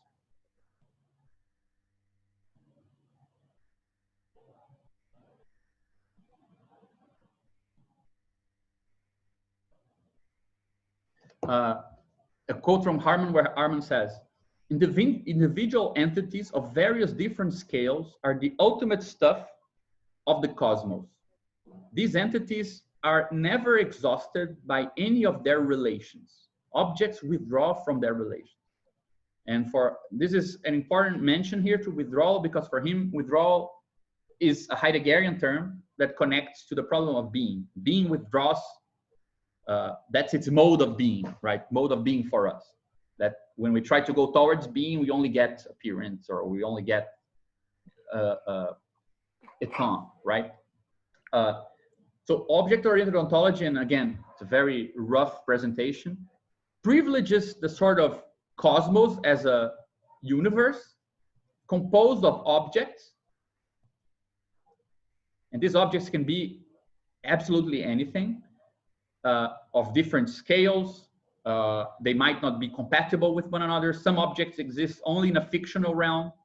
Some objects are actually like a hyper object, and it's composed of an infinity of smaller objects.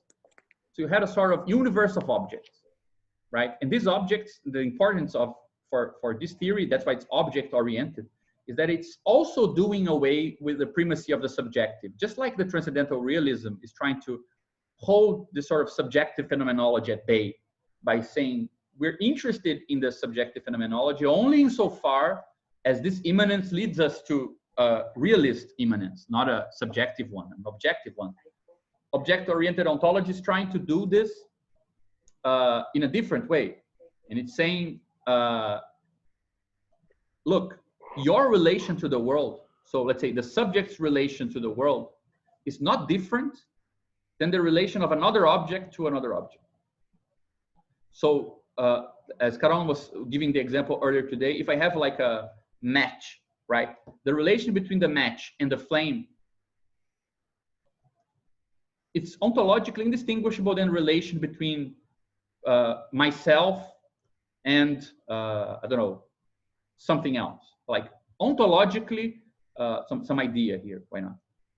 This relation here is very much like this. This doesn't allow me to create a hierarchy of objects. Objects have primacy. Everything can be treated as an object, and we call the set of all objects the cosmos, right? Of course, this is the definition of objects in this philosophy. Honestly, I can't really go that far, because it seems to me that it's anything that can withdraw from relations, anything that can be. I think the definition, There are 4 different kinds of object, like real object, sensual object. I don't know, but the thing is, every entity has its real object and its sensual object. So the distinction, this is another important thing, the distinction between the phenomenon and noumenon, the Kantian distinction, is generalized. Everything has its noumenal side. Yeah, so for example, yeah, if for me there is an object and behind it there is the noumenal that I don't get to, you can say that for an object there is a bunch of things that it relates to other objects and there are noumenal things for it. Yeah, the rationale behind it is, the intuitive rationale behind it is an object cannot exhaust the possible relations that another object can entertain with it. So is this issue of exhaustion? Like you don't exhaust different objects. No mattering, it doesn't matter which kind of relationship you have to an object, it will be one kind of relationship that does not exhaust the object. So you have the real object that is like this infinity of possible relationships that are kind of withdrawals. And the withdrawal thing comes from Heidegger, the tool, I don't know if you guys are familiar, I know Gabriel is, with the tool analysis. Ready to hand. Yeah, so hand and height, and for hand and height, the thing with the hammer, like you work in a workshop, right? You get to your workshop every day, you're doing some carpentry, I don't know, so you use a hammer. In the Husserlian subjective phenomenology, he would picture this situation like you have to constitute, you are a transcendental subject, you see the hammer, you constitute the object that the hammer is, and you use the object. For Heidegger's phenomenology, this is inverted. You don't constitute nothing. It's just there. You just use it.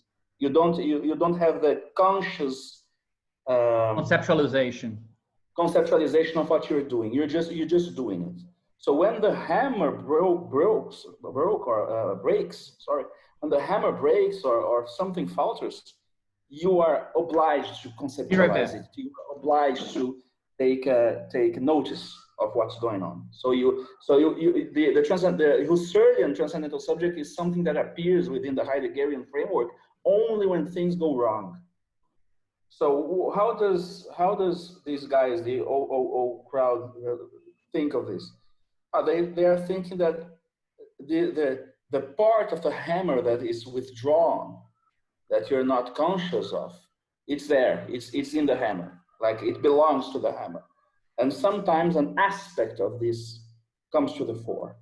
So they are generalizing this relationship that one subject has, or the Dasein actually has with, equipment and tools, to the relationship of every object with another object. So this is the gist of it. I'm not a fan of it, but I happen to study a bit of it, so yes. So object seems to be a primitive. It does not, primitive in this philosophy. It does not have a definition. I do think they are primitive because this philosophy is actively criticizing what they call undermining and overmining. Undermining is to define an object in terms of something that infra-objectual, like for instance in Deleuzean metaphysics, like you don't have, objects are not primitive, objects are like concretions of tendencies, vectors, intensive differences, all of that, right? This is undermining. And the overmining is like, for instance, a linguistic approach. Oh, you think about the concepts and you're not thinking really about objects. Objects are derived of the concepts you have about for talking about them. So these are the enemies of this approach, like undermining and overmining, which is almost like they are criticizing almost every contemporary tendency. Did you say that for them the concept of object is a primitive? Yeah, I would say so. Mm-hmm. Yeah, because you see, like you define objects by removing, like by doing two operations on relations, right? By democratizing relations. So what we usually call a sort of subjective constitution of objects becomes the basis of relations of objects with objects in general. Like your sensible relation to objects is actually something that objects do to each other. and you're just another object doing this. The specificity comes from the types of objects we are. And at the same time, you're using relations to remove them and call the thing that is left the object, right? So you democratize relations in this sense, these correlations. Everything correlates in the sense of subject-object to everything. But then you're also saying, yeah, but what we call an object is the thing that is not any of these things, right? So you do give you do have something similar to the definition of phenomenon in Badiou. An object is sort of multiple plus all these relations, but the relations are actually the inverse, right? In Badiou, the object, the phenomena is the set of relations it has, right? And the object, yeah, I think it's the opposite. Yeah, it's the opposite. Yeah. They want to say that the path to get into what an object, to not defining an object, but the path to getting, how do I say that? The path to getting to not what an object is. You get to the concept they are trying to put forward of object by the relations, but you have to consider the relations as not exhausting the object that it is. So you don't define the object by the relations. Yeah. You only get to see that the object is not definable by the relations by inspecting the relationships. Because it has a noumenal aspect. Yeah, I think aspect. Yes. We could translate this into Badiou in a sense by saying that, well, for one, that knowing how a multiple is indexed in one world doesn't mean you know how it can be indexed in other worlds, right? Mm-hmm. Yeah. And then also, even within a given world, the predicates that you have to describe the object and its constituent parts may not exhaust. Yeah. I mean, there may be a level below, Mm-hmm. right? Because, I mean, yes, the hammer breaks, but really, is that so special? Like, the hammer breaks, therefore it's not in the world of carpentry anymore. But it is in another No, it's world. not really that, because it becomes an object because it breaks, in a sense. This is the real issue in Heidegger. Like, it's not an object until it breaks. This is the strong formulation of the problem. Yeah, like but I think you go on with your business. Like you're going on the business. You're not seeing objects really. You're just there. They are the reservoir of equipment. Yeah. Yeah, I mean, it has a potency to be indexed. Like, a potency to be indexed somewhere else. Yeah.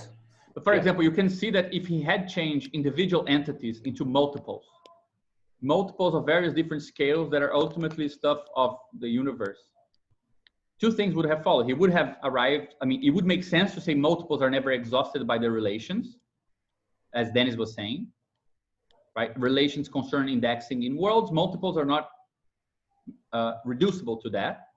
But it would have done away with the idea of cosmos, because you couldn't, if they were multiples, they would have to oblige to the chimera problem, would lead to the multiplicity of worlds, right?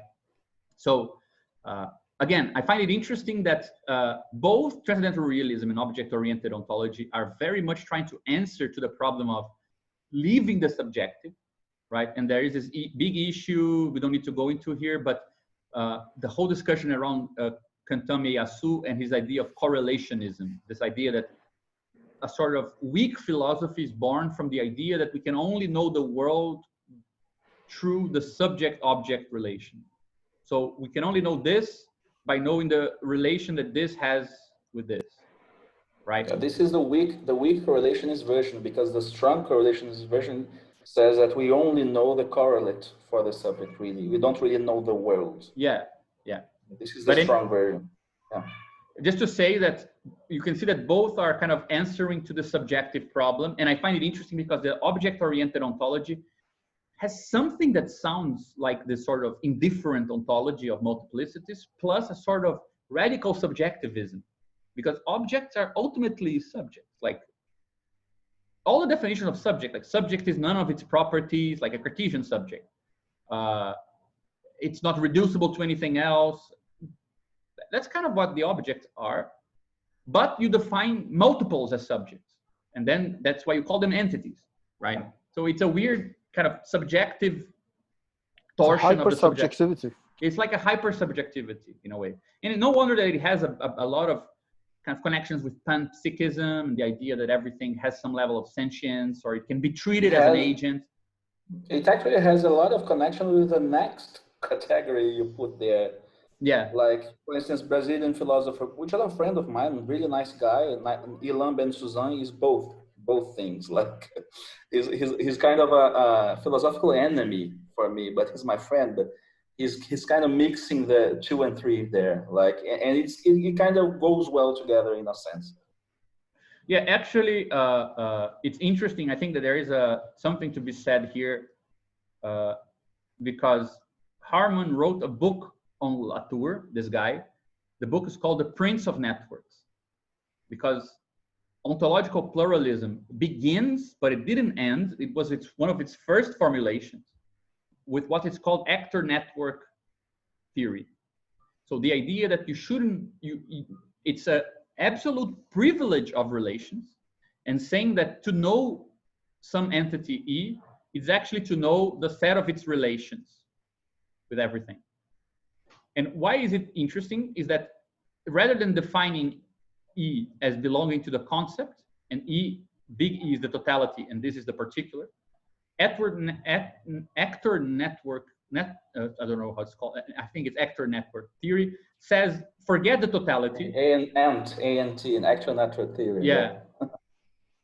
And forget the totality and look for the paths of relations, right? So for example, in social theory, this leads to saying, don't worry about is something science or not? Does it fit into the concept of science or not? Go to a laboratory and see how people actually work, who they relate to, where things come from, where things go.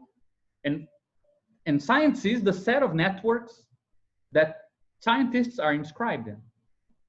So it is at first a sort of, it begins with a sort of version of this, but focused on relations, not on entities, right? It's a sort of relation-oriented theory. But Latour, yeah, you're right. There's a big difference there. But I think what they have in common is the fact that they are both flat ontologies. This is the basic concept. They are flat ontologies. A flat ontology does not make a difference between a concept and an object, human and a non-living entity. So these are like really Deleuze followers. Yeah, these guys here, I think, are the strongest Deleuzean trend today, though it's interesting to find the influence of Deleuze in all the previous 3, I think you can find, in a way, different things that were taken. But the reason why I'm saying about this thing with the... Even in object ontology? Object ontology, this sort of... But it's more difficult to locate that, yeah.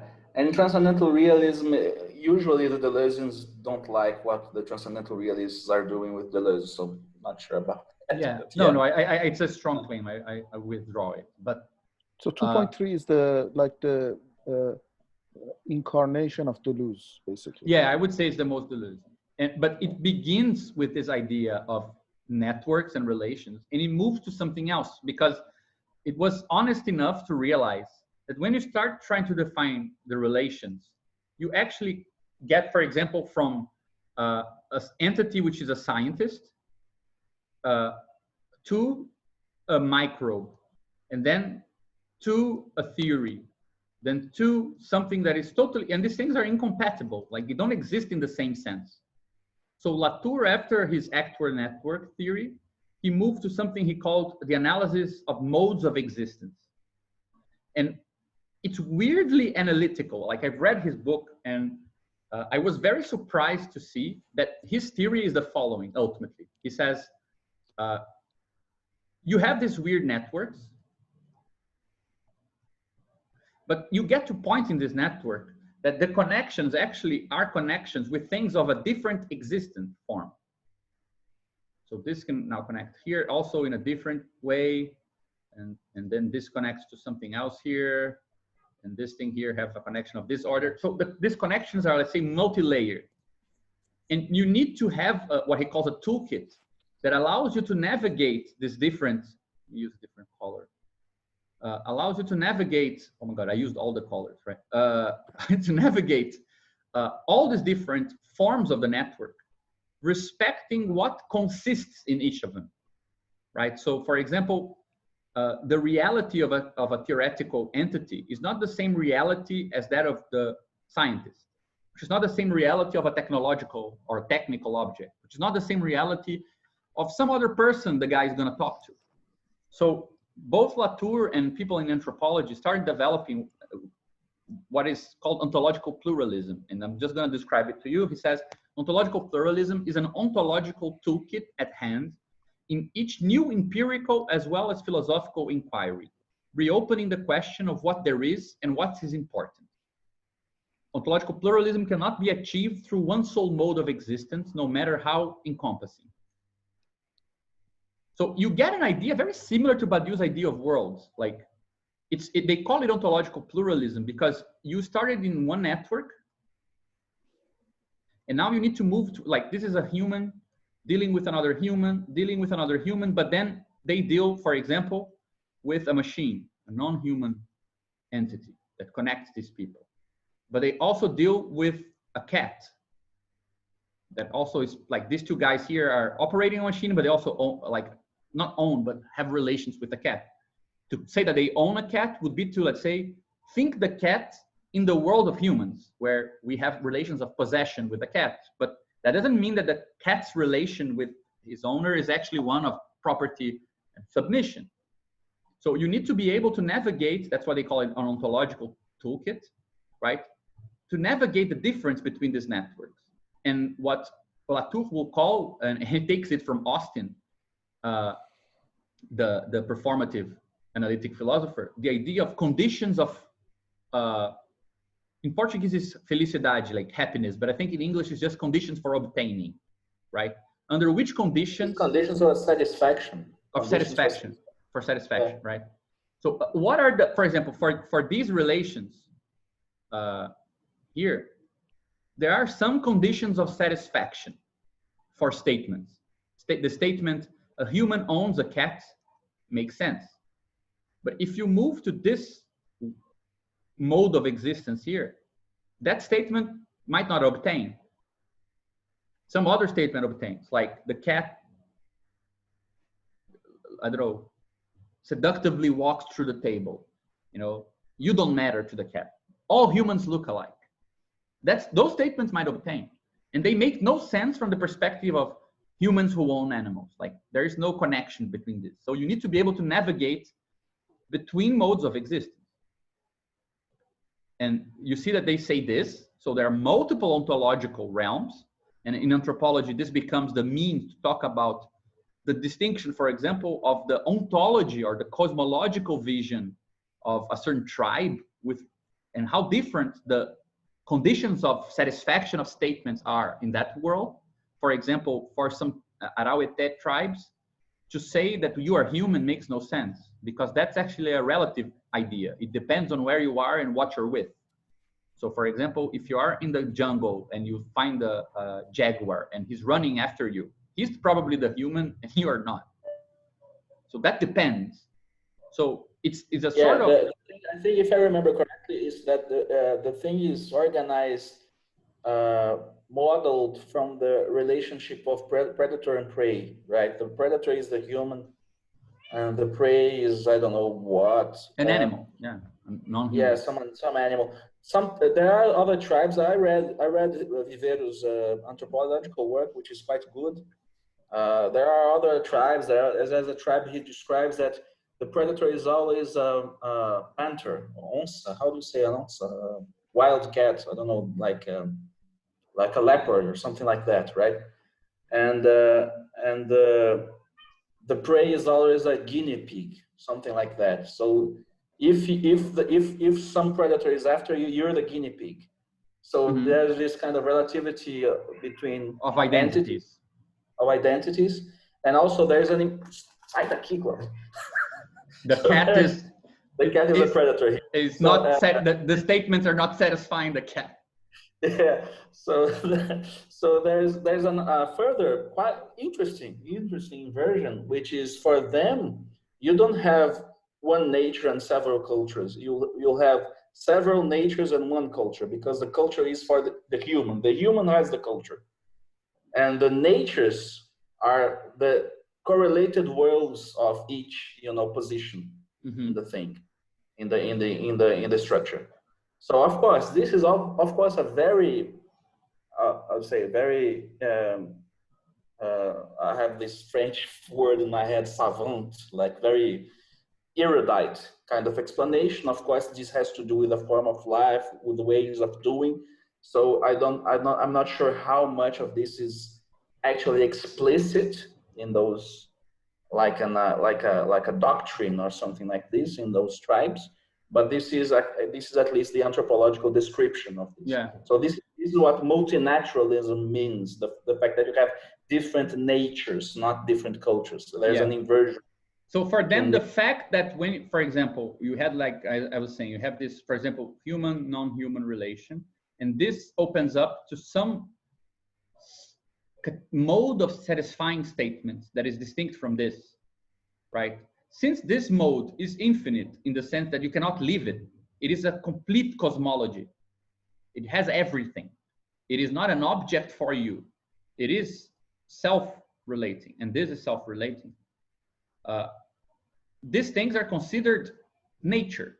This is a different nature. There is no reason for them to call this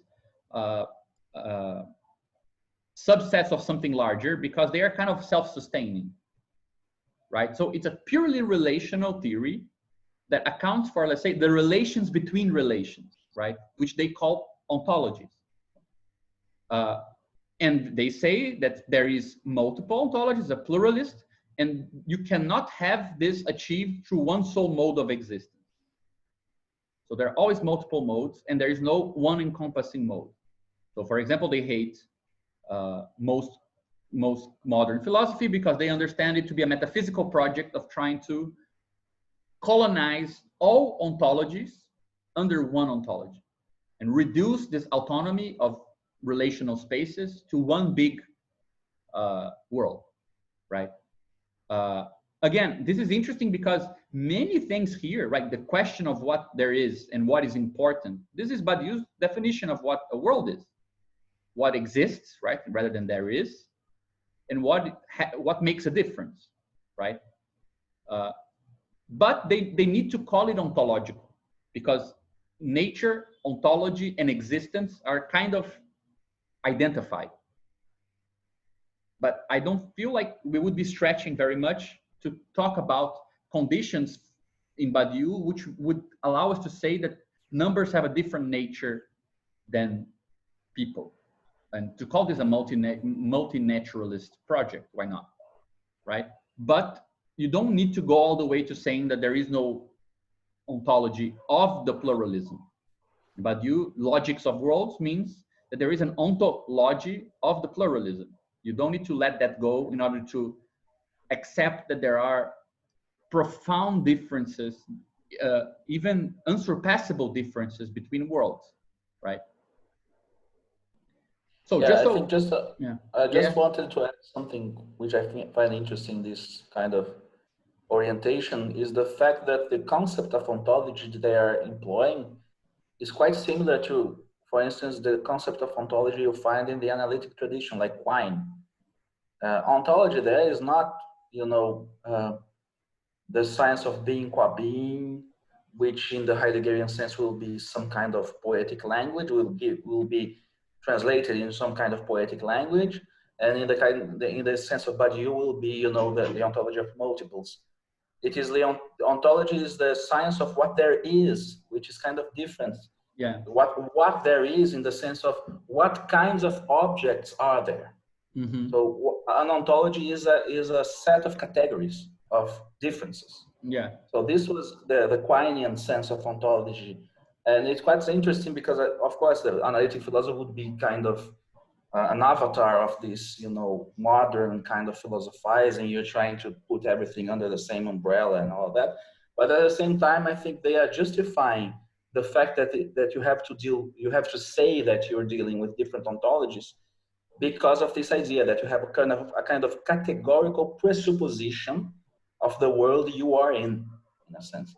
So the categorical presupposition of an Amerindian, an inhabitant of the Xingu, is different from the categorical presuppositions of an inhabitant of Rio de Janeiro, for instance. So this is kind of the idea. Yeah, that's very important.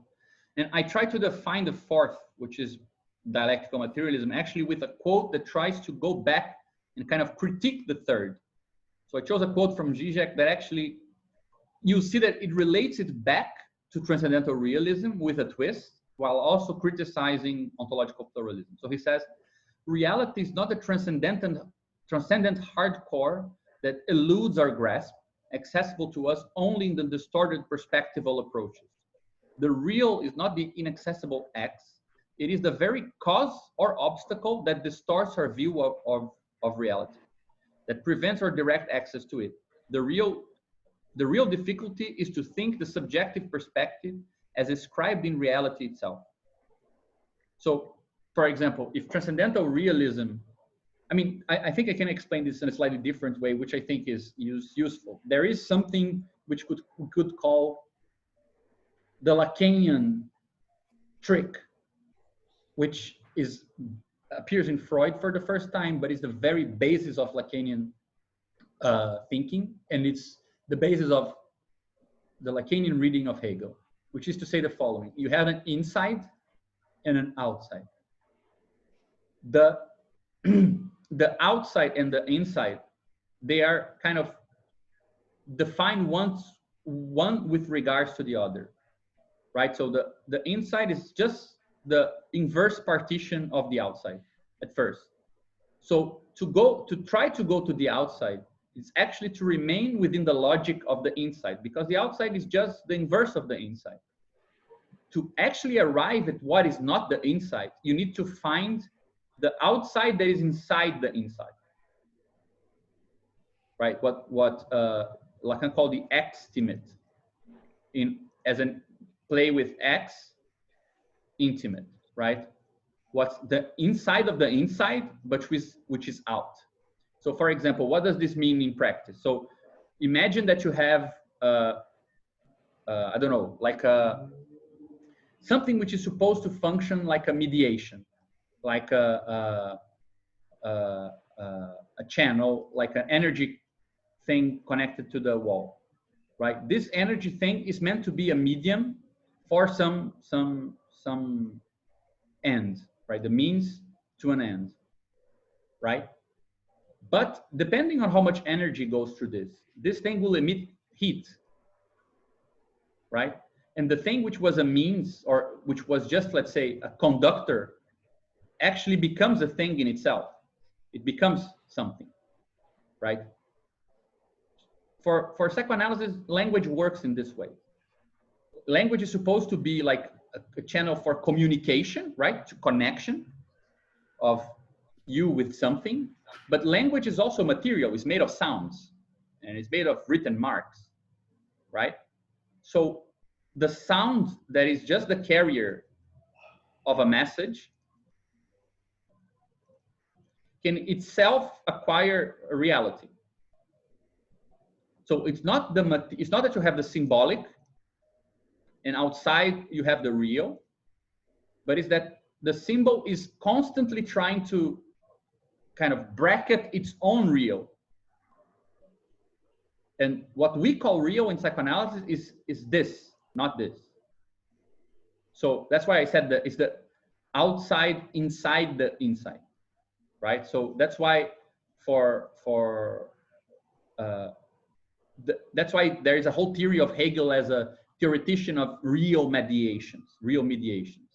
You have something that looks like a medium to think something else, but then, so thinking is moving towards being, but then you find out that there is something like the being of thinking.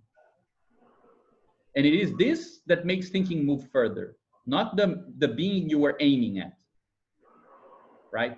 So it's constantly this process of the inside tries to go to the outside, but the outside that was actually conditioning the inside is actually what transforms this, right? This is the move that is complicated towards the real, right? So for example, that's why for the Lacanian theory of ideology, you constitute yourself as an individual by trying to exclude the things in you which are a material support of who you are, but would contradict your image, right? So you try to go towards the outside, but the outside is more of a fantasy. It's more compatible with the inside. It's more determined by the inside than the material support of the inside itself. So it looks a bit like we were saying, there is the subjective world and we're moving towards the outer world, like the transcendental realism. Yeah. But the critique that they make is that this move is a fantasy because this space here is actually thought by this space, like this. This is an other scene, as Freud calls it. Yeah. Right, and the real external dimension is the objective dimension of the subjective, qua-subjective, nor qua its conditions, right? So you want to do this in a way, to find the things in the subject that are actually already outside and that you're constantly trying to reincorporate as subjective, right? So it's slightly different in that sense. One thing that this, yeah. I just wanted to comment that here it's kind of hard to translate to Badiou, but one idea is that it seems like maybe the site in Badiou has the structure of this. Right? Yes, that's what I was gonna say. I think that that's exactly. I totally agree with you. Like dialectical materialism is in my opinion, you totally understand Zizek's position with regards to Badiou if you accept that everything Zizek says is happening in post-evental conditions.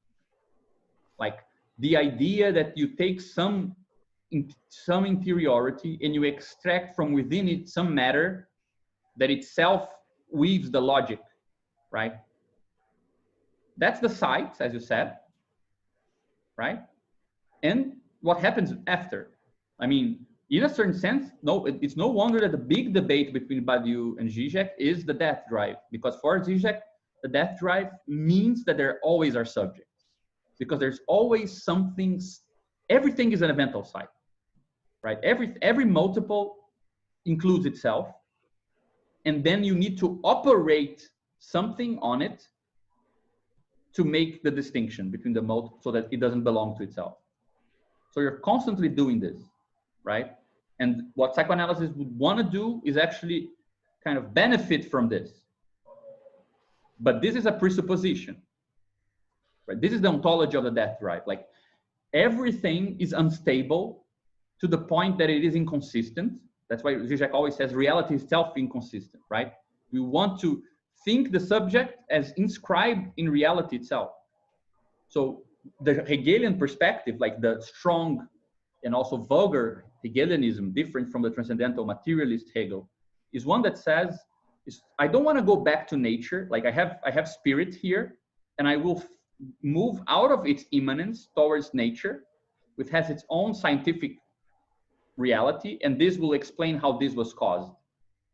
What we're actually trying to do is to get the logic of spirit and finding nature where nature already presents that property. It's just not subjectivized, right? So reality is already self-undermining. It has that sort of unrest. Negativity is itself inscribed in nature. The difference is that through language we subjectivize this natural imbalance, but the natural imbalance is itself ontological.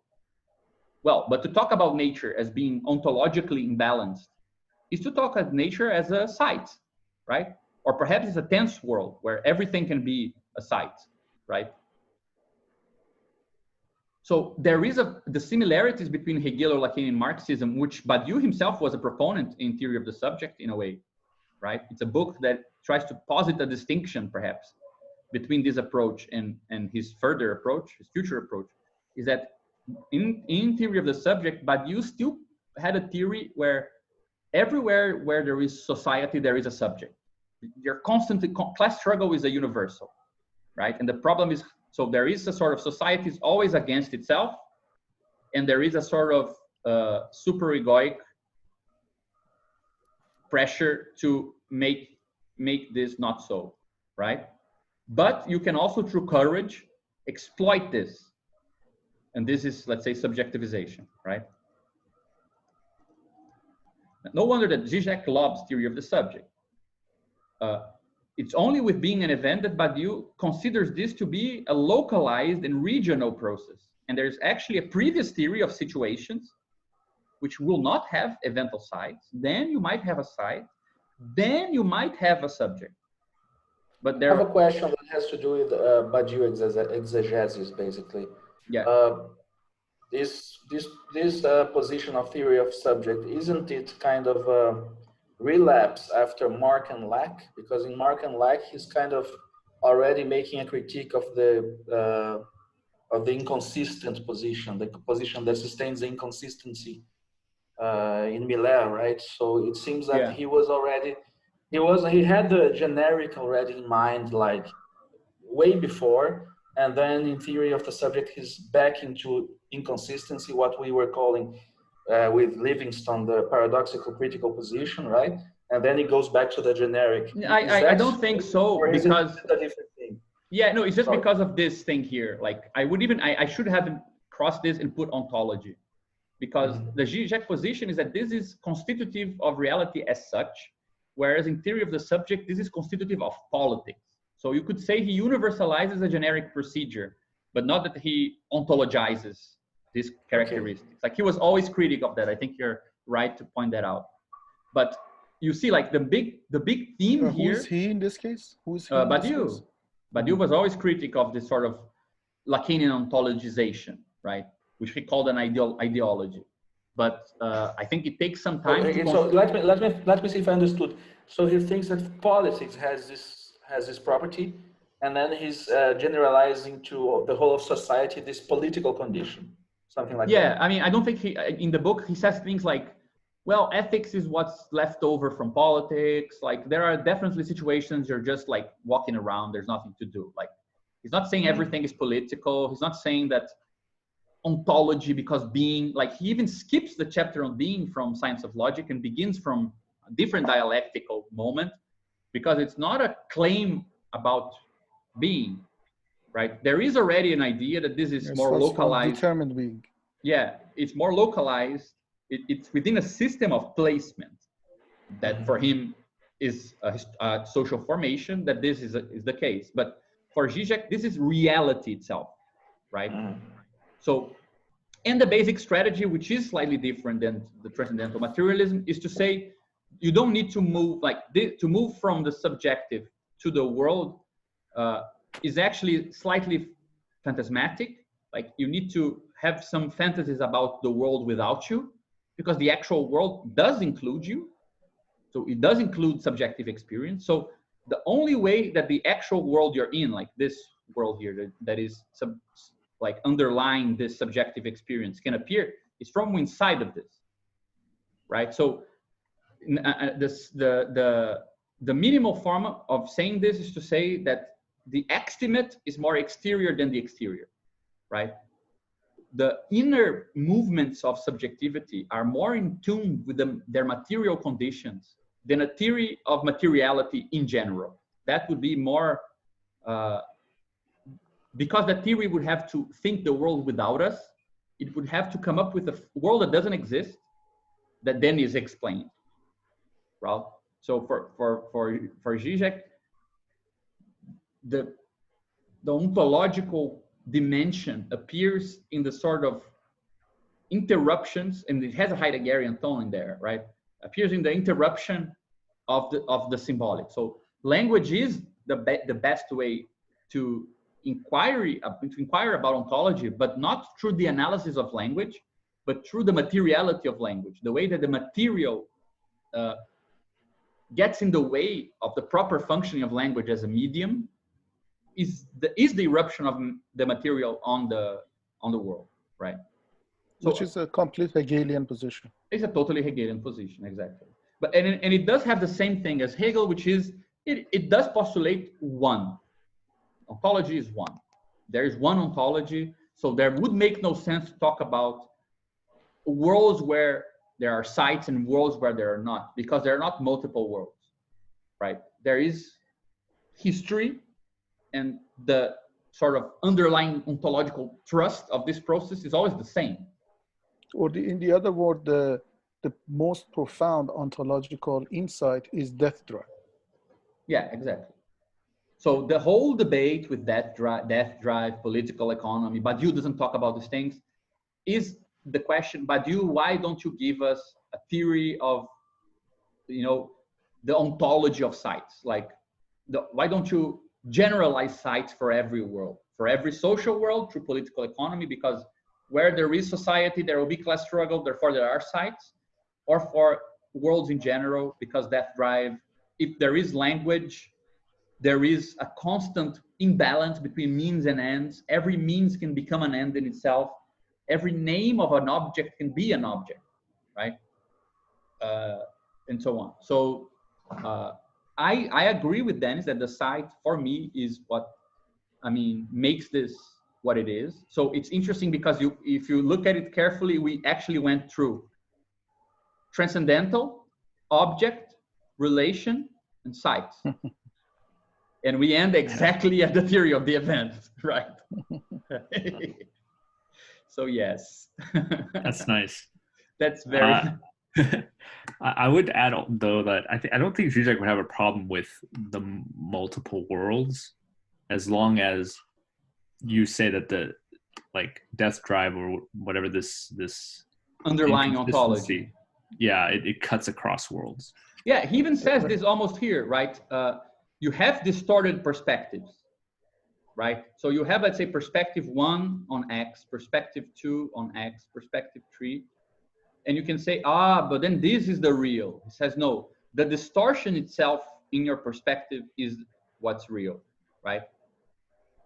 It's very close to Karatani in some points, this idea that the real is not something substantial outside of its perspective, right? The real is the very anamorphosis, right? The very distortion embedded in each perspective.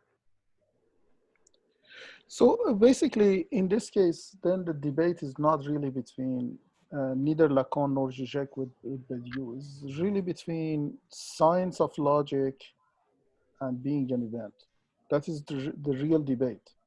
The debate is between Hegel and Badiou. That Hegel basically sees this as the most fundamental thought that any form of thinking or any thinking has its own estimate. So any thinking of being has its own estimate. Mm-hmm. But for Badiou, there is such a thing as multiple that does not have an estimate. Yeah. Right? Yeah, so, and in that sense, he's closer to transcendental real. He's between transcendental realism and Hegelian Marxism, because he does believe in sites, which transcendental realism does not have, right? Generic procedures, inward processes that through the interior, the forward-looking, not too critical move, arrive at something new, something unthought. That's more Hegelian in the strong old sense, right? But unlike Hegelian Marxism and closer to transcendental realism, he does accept the existence of things which are inert or outside of language and just there, right? His ontology contemplates that. And I think that part of the constraints of both Hegel and Lacan is that Lacan will say, well, if something outside of language, you cannot talk about it because you need language to talk about it. And Hegel say nature has no history, right? So nature is always, once spirit appears, nature is a part of spirit. And if you want to talk about movement, you need to talk about spiritual movement, the idea. You cannot talk about neither multiple worlds. So there are people that if they don't arrive at the proper self-reflection, they have no history. So people outside of history. And he brings them closer to a natural state, right? So there is something like a continuous movement. And if something is not in the world of the state, it is actually not in a world, not in a social world. So there's a very kind of linear, but not linear, I think it's a weak term, but there is a sort of, the theory of worlds in Hegel is a theory of a specific type of world. You cannot have infinite types, right? And it's mostly the worlds that philosophy can think, that are coextensive with the history of philosophy, I think. So mathematics, the whole chapter on differential calculus and science of logic hits on that wall many times. It seems like mathematics is going to solve its own problems immanently. And he says, that's a dead end. Only philosophy can solve this. Like the Aufhebung of the problem of the infinite needs to be solved philosophically. It cannot create a bifurcation and actually find a solution inside mathematics itself, right? So you have a certain, I would almost say something like, there's always a philosophical extension of anything that looks like a world. So it is forward-looking in the sense that it's not a critical position. I really disagree that Hegel is a critical thinker. Even though it might look like he makes critical moves, but it's never about finding the underlying conditions of everything, but finding the materiality of the medium in which you're thinking and moving forward. But that process has a very strong philosophical hold. It cannot be pluralized into procedures. It cannot be pluralized into different worlds and things like this.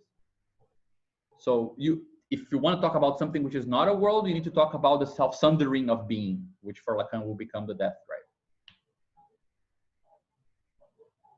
Well, I think the premise of both philosophers kind of come down to a sort of presuppositionless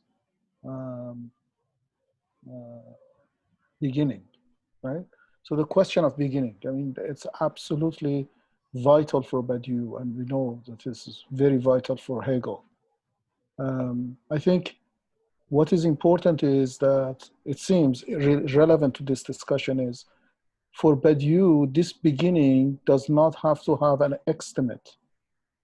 Whereas for Hegel, the beginning, which is being, has estimate. So death drive is already embedded within any sort of true beginning. Yeah. For Badiou, I think that, it doesn't. yeah, I mean, the death drive, Zizek has proposed this once. I think we should just adopt it. Like, it's not a good name, like death drive, because it has nothing to do with that. It has to do with the inorganic participating in the organic, right? So, well, I think estimate is perfect. I mean, that. Yeah, but it's a bit too topological because it doesn't really capture the idea that the thing that is in this weird interior is the very matter of the interior, right? So it's not like there's a different quality. It's just that you're using words that function as language, but you're using sounds to do so. So if you change the sound, you might change the meaning regardless of what you want. That's what the slip of tongue is. It's not about an underlying determination that is causing you to speak differently, like a hidden rule, a subconscious rule. Is about the literal effect of the matter of speech on the meaning of speech, right? So that's why the Lacanians criticize a lot of analytic philosophy, because they say that analytic philosophy starts from a theory of language where that part of language is cut off, right? So the fact that language is made of the materiality of the materiality of language, that's their critique. And well, I'd like to, I mean, personally, I like to think about death drive as estimate all the time. The very thing that is not symbolizable within the interiority of the thing. For example, you can see Caron being very Lacanian Marxist when we were talking about logical systems and the set of propositions, that well-founded propositions, right? Well-founded formulas that make up the set of statements that are then moved to a derived system, or you can derive proposition P2 from proposition P1. And he says, yeah, but what about the marks? Right? The marks are here. They are included in all of this. Without the marks, this would not be. But there's no proposition that ever arrives at the mark. So it is included. It is literally inside the set, but it's excluded because nothing symbolizes the mark. right? That's what just to go back to that, right? It connects to that. Yeah, this was in the meeting on the transcendental still, like several months ago. Yeah, I'm Yeah. just trying to remember. come full circle. Yeah, Yeah. but it, So are we saying that the jury is still out in the Zizek and Badiou in our little circle? but what do you mean the jury? On what question? On the question of, I mean, on the criticism that Zizek makes, because I mean, this is one thing that Badiou is covering, this understanding, or this the question of estimate or depth drive by theory of event. But this is another thing to say. The very beginning, Badiou's selection of sets and theory of multiple and stuff like that is already basically starting from a wrong place, right? Who is starting from the wrong place? Badiou. From Zizek's critique perspective. Yeah, yeah. Yeah, I mean, my position on this is you need to first select a standard for deciding on the comparison, and my standard would be for philosophy, a philosophy which accepts the most things without saying that they don't exist. And I feel like Badiou's philosophy accepts the existence of every statement in Zizek's philosophy, but the inverse is not true.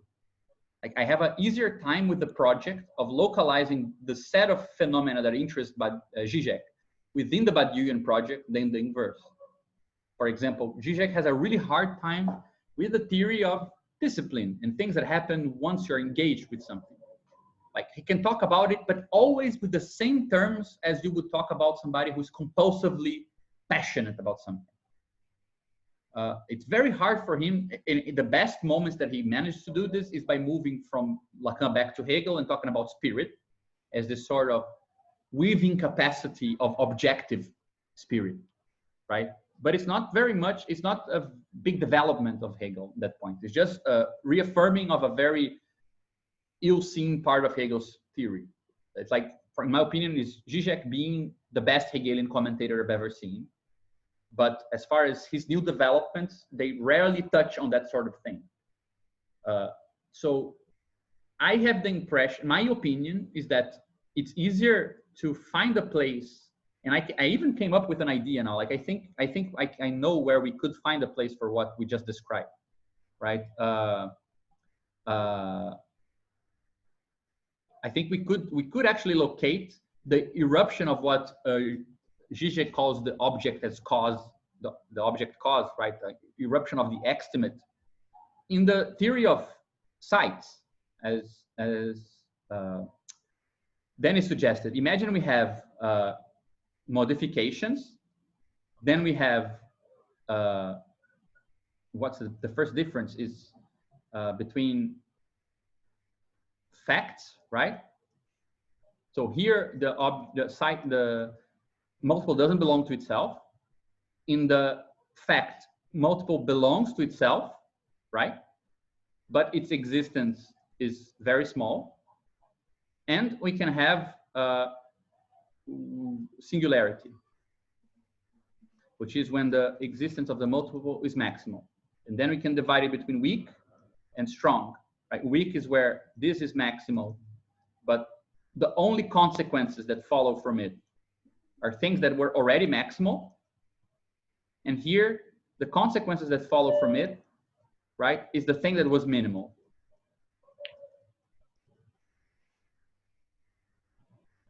Well, what we want to formalize to think about the eruption of the materiality of something onto the stage is we have some multiple, and the very being of that multiple emerges, right? But some conditions constrain it. So, for example, this actually leads us to something else I wanted to talk about. The condition that constrains this is that whatever appears from inside needs to refer to you. Like, that drive has an additional condition that Zizek never criticizes, which is the fact that that drive is constantly posing the problem of your freedom. It's not indifferent to you. It's indifference meaning its arrival from below the level of the symbolic, refers to you, like implicates you regardless of what you wanted. So when I make a slip of tongue, I don't learn anything about language in general. I learn something about me, right? About my strategies for dealing with the materiality of language. So you could say that if we add, and I think at some point we could, right, the problem of experience, which has something to do with, as my suggestion would be, a sort of superposition or sort of way of inhabiting a world where some conditions, further conditions are met, that you get when you have an event that respects the maximal condition of your being. So it only affects things that were maximal for you, meaning you. Then it is death drive. So death drive would be somewhere between weak singularity and strong singularity, perhaps here. Or perhaps weak singularity connected to experience, right? For example, I think there is a good way of talking about this. For example, some people, I have patients like this. Some people, because of what they're going through, start making art, like because of subjective issues. And they learn new things in art. Like, for example, they suddenly start treating the colors in a particular way that actually is interesting. It's not just art therapy. If that emergence, like that attempt to symbolize something without a name, remains only indexed to your subjectivity, that's death drive.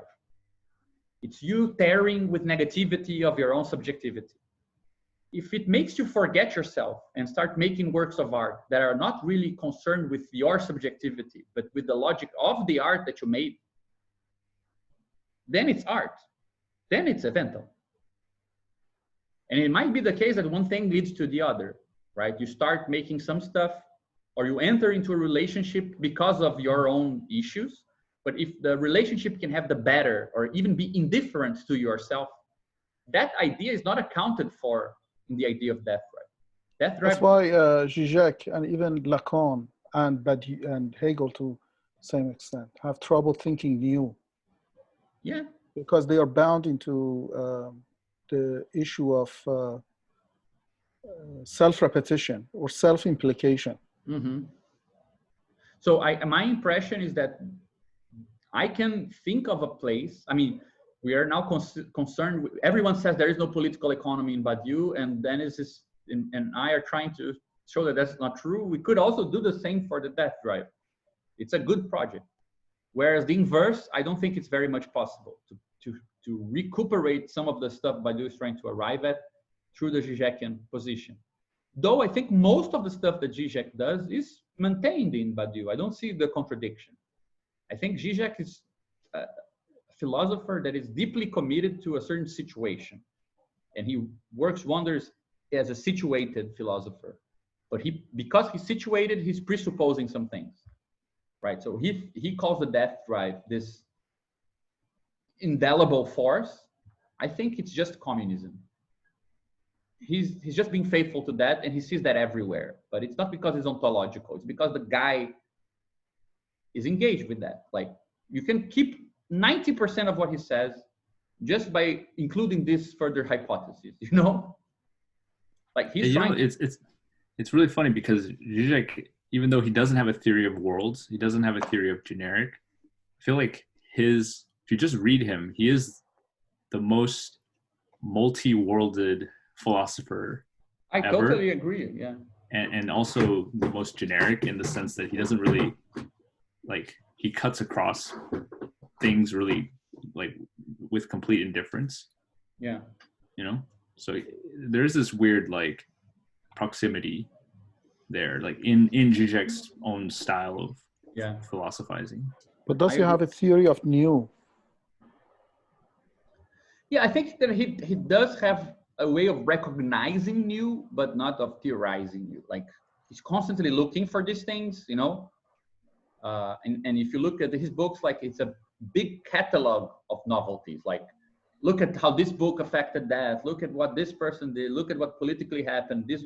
But it's never a matter of. But he theorizes as repetition, in fact, as repetition, as eternal return. Yeah. I mean, I think once we talked about this, Reza, I think that Zizek is like Hegelian, is like a Nietzschean Hegelian, like anti-philosopher, but within a Hegelian grammar. And Badiou is like a Hegelian Nietzsche. Like it's Hegelianism, but of splitting the world into, you know, absolute indifference to morals and to things like this. So both are weird subsumptions of Hegel and Nietzsche in a way. I think that there are good comparison could come out of this. Yeah, it's interesting. Yeah. I'll skip this. We did talk about a lot about this already. One thing that I would just mention here is that I don't see a problem with imagining this, right? The transcendental is an intuitionist kind of logic, right? I have a little problem with. I know he says that you could have like worlds that are consistent and all of that, but I'm having trouble compatibilizing this with the machinery of the book. Yeah, I mean, yeah, I'm just imagining like a transcendental that has three values, right? It has 1, 0, and 1 and 0. Right? So false, true, and true and false. Yeah. I can see this. And like, you could have like a lattice with that, yes. It would be crazy like what this means for in a certain sense. Though if you look from the perspective, from a sort of weird perspective, this is exactly what happens in a post-evental situation. Because you're moving from the world's transcendental, like the world's transcendental to the Boolean one. And one of the things that is maximal here is the existence of the inexistent. And here it was minimal. And I mean, and this just confirms what we just said, right? Badiouian Zizekian philosophy is a post-evental philosophy. Like if you take this as to be your constant perspective, like your transcendental is the theory of points, which is what Dennis suggested, to read Zizek in this way, as a point philosopher, right? Looking for points everywhere. Like if I need to go to Kung Fu Panda, I will do an investigation of Kung Fu Panda, of opera, of Hegelian philosophy, of whatever, whoever, right? The only guy who's willing to look for points with Jordan Peterson, right? Which I think is a really, really big deal. Like I'm really sad that nobody thinks like how big this is. But I remember your reaction to that debate. Yeah. Yeah, but like if you imagine that this is the space he inhabits, where this happened. Sorry, what was the reaction? Whose reaction? My reaction. Yeah, you know, everybody was criticizing Zizek because he wasn't that hard on Peterson. He was all, wishy-washy and friendly and all of that. This was the general perception. Yeah. So really... Gabriel was the exception, like in my circle of friends. I didn't hear what you said. What did you say? Sorry?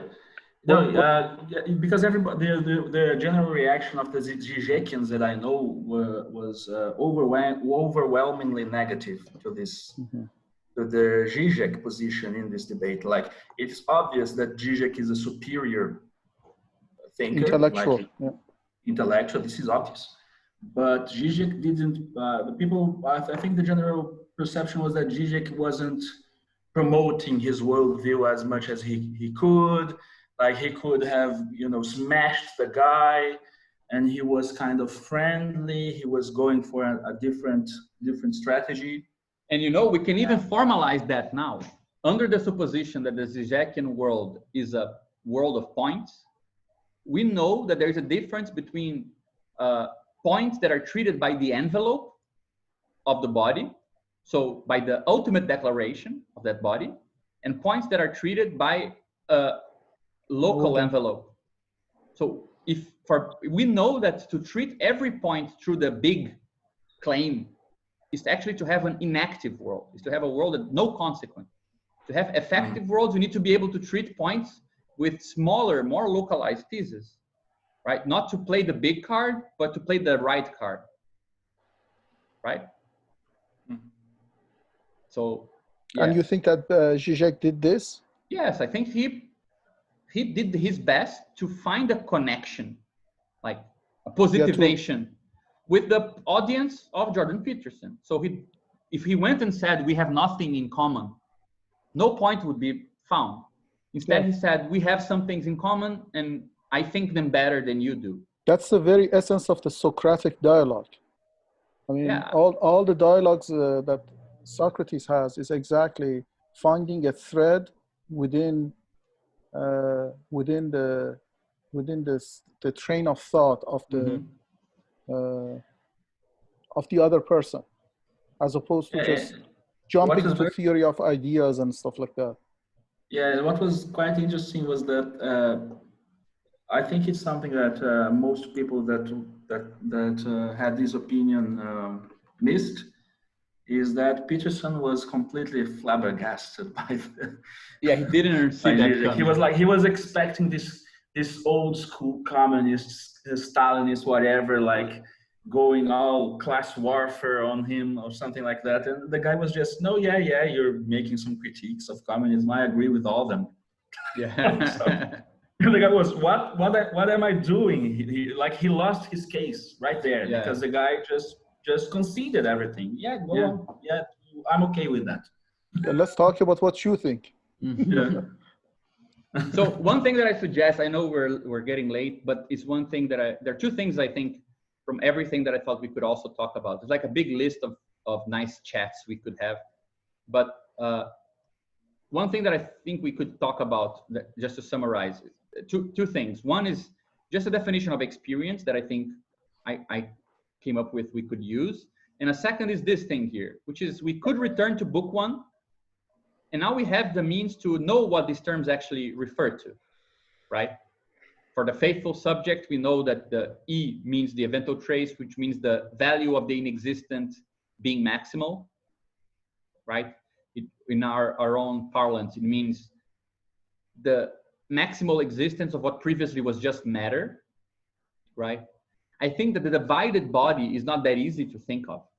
And I think that perhaps the best way to think about it is the difference between the set of all points, because we know points actually, they're mapping the transcendental to both 1 and 0, right? This is the set, which is called the set of all points, which actually has the same letter as the present for Badiou. So the set of all points is different from the set of positive points. Only those functions that gave positive results, right?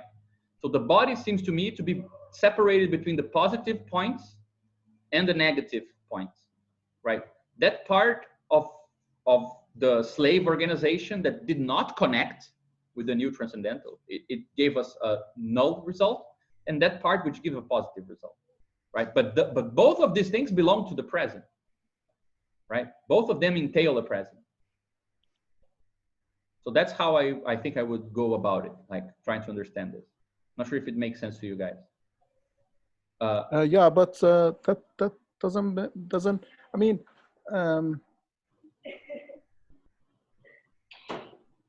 the subjects that contribute to present must be able to identify what part of the body is not animated or mobilized by the trace of event.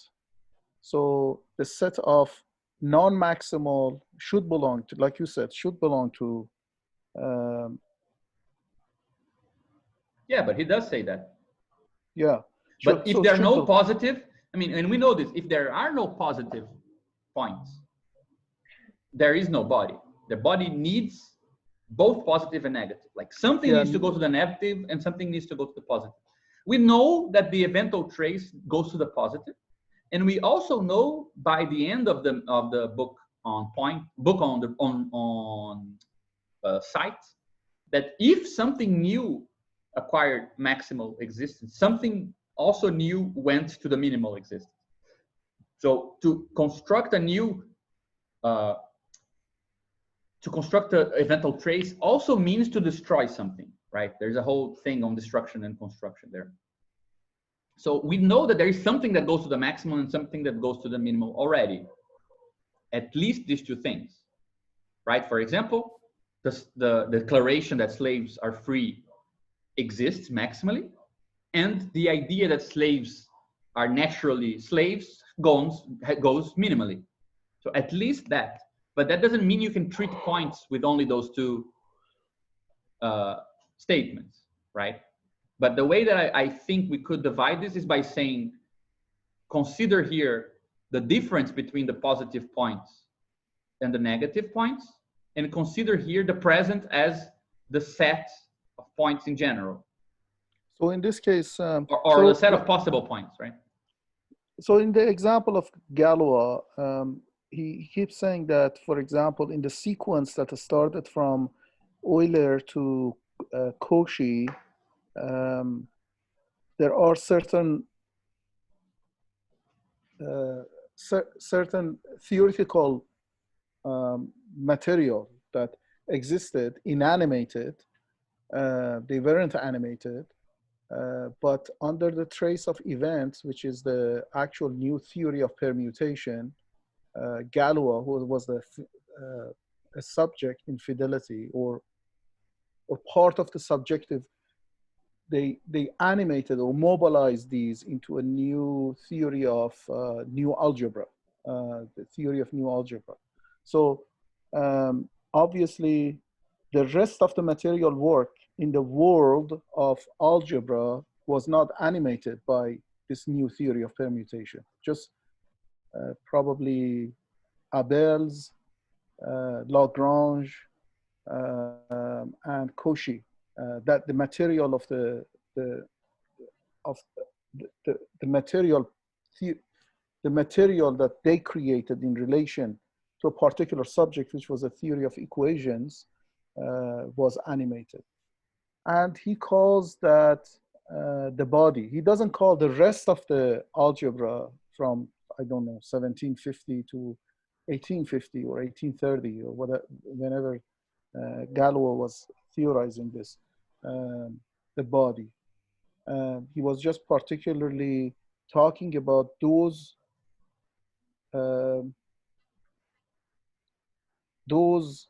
material that was positively animated, not negatively animated, I think. Yeah, but I think that one thing that actually, this connects back to the issue of role extensions. Kuhn, Thomas Kuhn, in his theory of paradigm changes in science, one thing that he says that he's very critical of is the idea that new science is just an extension of old science. Like, Newton treats some phenomena, Einstein treats more phenomena, so it's bigger than Newton. Though there might be some truth to this, he makes a very important point, which I think sometimes is forgotten, that things that were proven in a previous paradigm might not be provable anymore. So a new paradigm is not only an enrichment, it might also, it sometimes leads to the destruction of previous propositions, that you can no longer say what you could say. And sometimes things that were true, they were functional, right? So there is something similar in Badiou with the idea that points, we know that there are 2 points, at least, in an eventual development, which is the positive value of the inexistence and the negative value of something else, right? Something gets destroyed. So there is something in a new world that becomes minimally visible while it was previously visible. That's a logical necessity for Badiou. So there is a connection there with the idea, and this is important because to be a negative, to evaluate negatively a point doesn't necessarily mean it's a lost inquiry. And in being an event, you also had this, like negative connections in the chain of informations in the generic, they are information nonetheless, right? Mm-hmm. So I don't think that the divided body is simply the positive body. I think it's the positive plus the negative and the fact that there is a tension between the two, right? So the example of this negative So when we talk about negative body, we mean that all the experiences, all the material, or the elements of the multiple, in this case the slaves, that don't in the part of negative, that they are not part of the they're not part of the big card, which is epsilon. Yeah, for example, you could say that, two examples, like slaves that don't engage, they're still treated as potentially free. We're not going to say, I'm not a slave, but he's naturally a slave. No, he's also not a slave. I know he's not, but he's not engaging. He's not part of the body in the positive sense, but he is part of the body negatively. In the same way that in science, you can come up with an experiment and get a negative result, but that negative result doesn't mean the experiment was failed in the sense that it's totally innocuous. It doesn't belong to this new research program. It belongs as negative, right? So obtaining zero here, right? It's not the same as not obtaining. You can treat a point negatively. It's not the same as saying it was not treated. Yeah, the point is definitely treated. Yeah.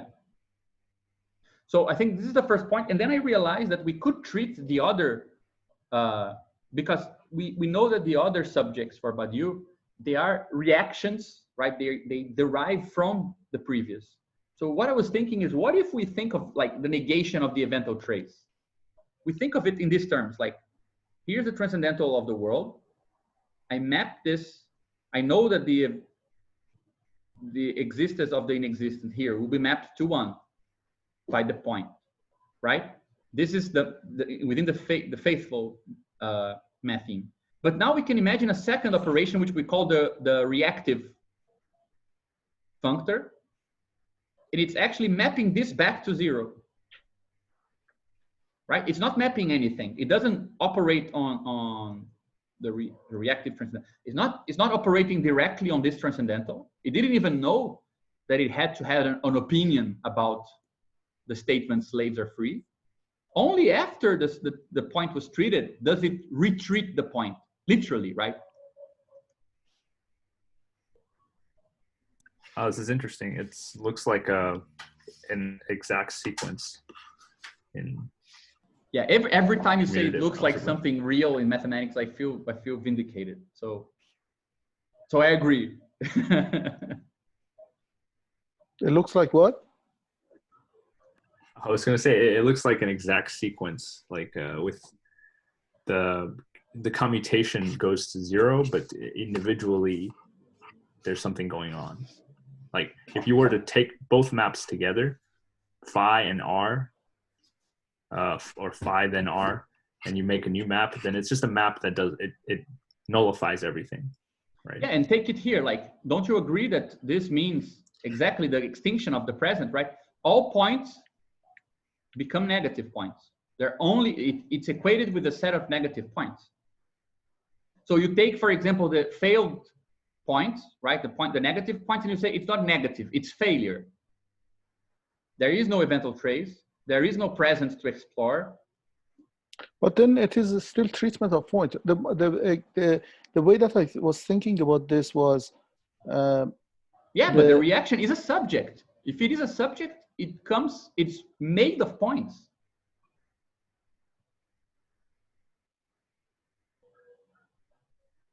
So I'm pretty if you don't treat the point, you become obscure. Is that what we are saying? No, let's look at it now. We don't know. Let's see, how can we arrive at this formula, right?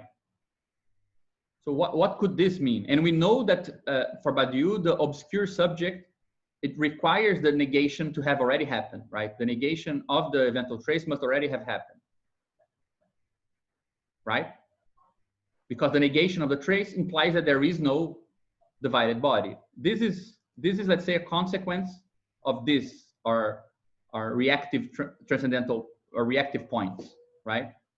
So it seems to me that one way to think about this is to say, well, take the extinguished present, right? Imagine now the envelope of the extinguished present, which is something that the reactive doesn't do. The reactive is just saying like, there's no trace, nothing new. The best we can do is just to continue. So what you guys did is a failed experiment, but you can still ask the problem of what is the body that has inside of it all the failed points, right? So the negative points. And I have the impression that one way of treating this perhaps is saying, let's say, what is the negation? Like, what is the opposite of this, right? What is, let's say, the body for which this body is a parasite? It's like the world as a body, right?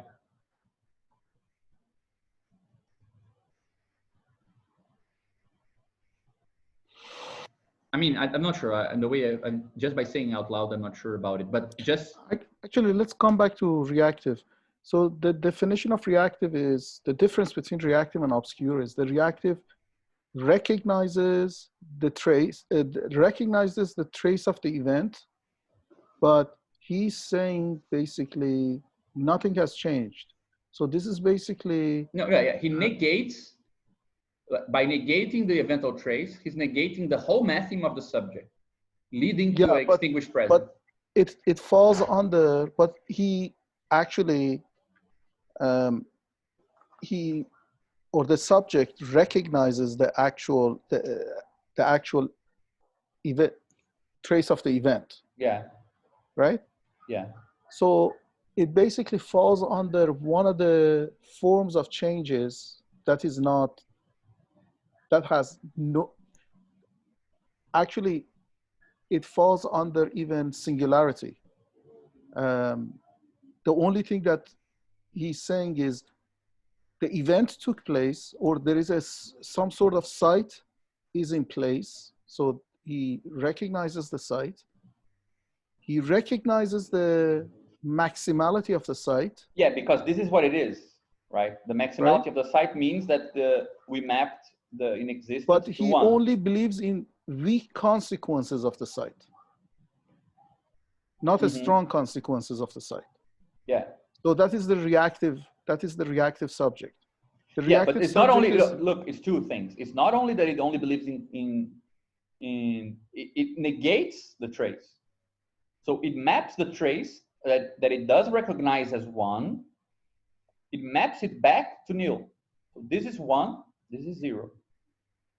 It says this thing that you treated as one, I can treat it back to zero, right?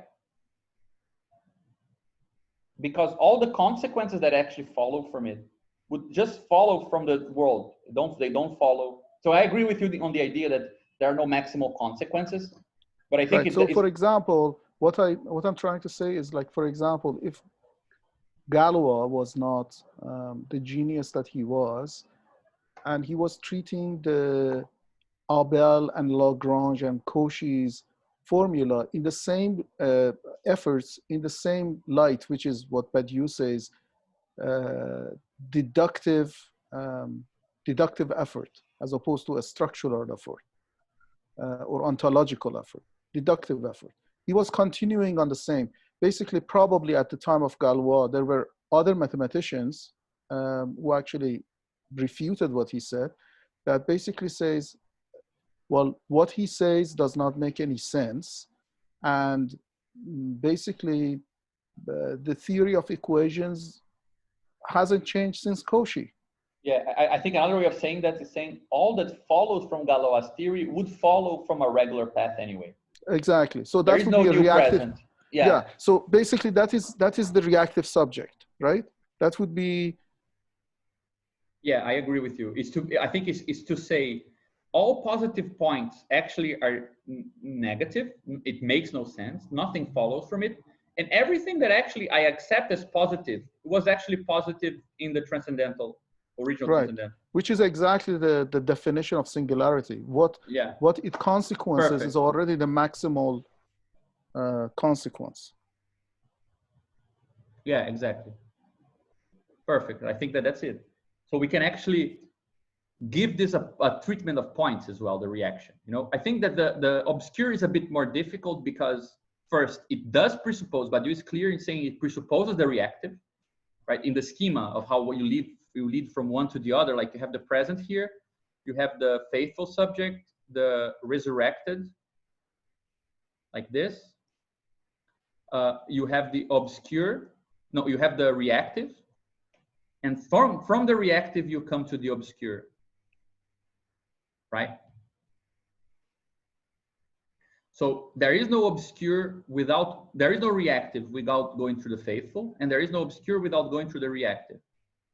So I feel like this thing we just said is a condition for the obscure, but there's some added operation that would lead to a concept of body with no division, right? That would follow from the reactive. So basically the obscure is denying the existence of the site. Basically, he does not see that A belongs to A. He is basically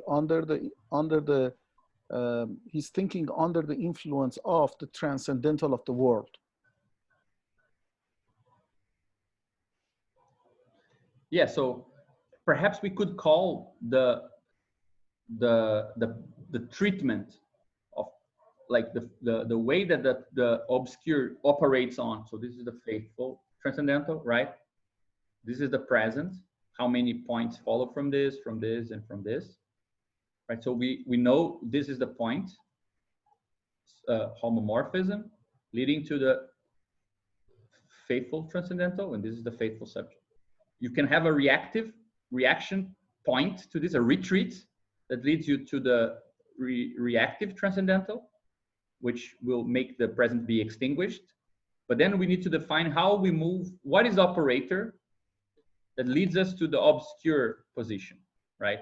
One thing that just occurred to me, we could call it a function that once this thing here led all the positive points to a nil point, right? This thing here comes up with, let's say, the set of all maximally existing, as you said, it's like the body of all objects with no sides, right? Yeah, which means that there is no body. So, like if for the reactive subject, the body that is the only body that exists is the body that is caused by the trace of the event, which already had a maximal value. Yeah. So for example, here we had this formula, right? The existence of the inexistent. No, sorry. The existence of the site causes the existence of the inexistent. So this is a new maximal. And as you said, in this case of the reactive, the best we can get is weak singularity, which means the only thing the site can treat is x's which already were maximal to begin with. Exactly. Right. So how about now we call the body, this body here is a body defined by the envelope of all x's that already had maximal existence. What I'm saying that in that case, there is no body. It's annihilation of body altogether. No, but it cannot be because it is a subjective position. I see. Badiou calls it a full body, right? Yeah. So wouldn't it be a full body if it is the body, right? Its envelope is the set of all maximally existing things that remain maximal, right? The things that would be threatened by the inexistent, right? Actually, in this case, I'm saying the body is the entire body of the world as it is. No, but I don't think that makes sense, man. Like, why? I mean, we can't even say that. Like the body of the whole world. Yeah, we can say that's a body under the same transcendental, which means that there is no body. Yeah, but I mean, isn't the point of like fascism to take a part of the situation and say this part represents the whole? Like, it's not like everyone's together. Like there is a small set that represents everything.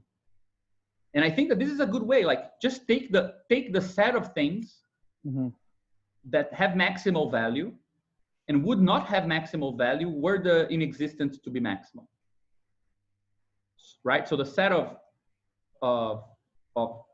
Y such that the existence of Y would go, would be smaller than maximal if the existence of the inexistent is maximal. So the things that actually are threatened to lose their place by the inexistent, right?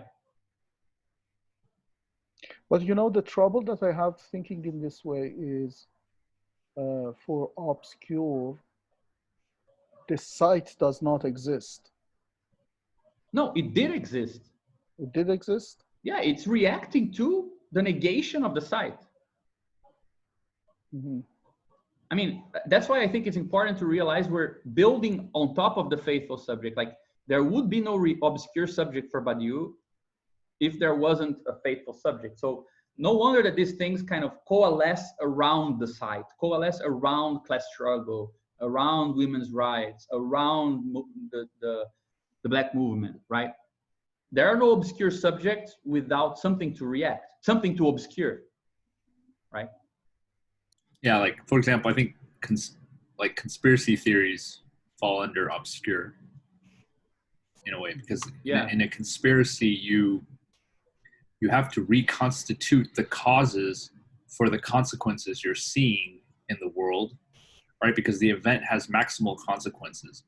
But rather than trace back the consequences to their actual cause, which is the trace, right?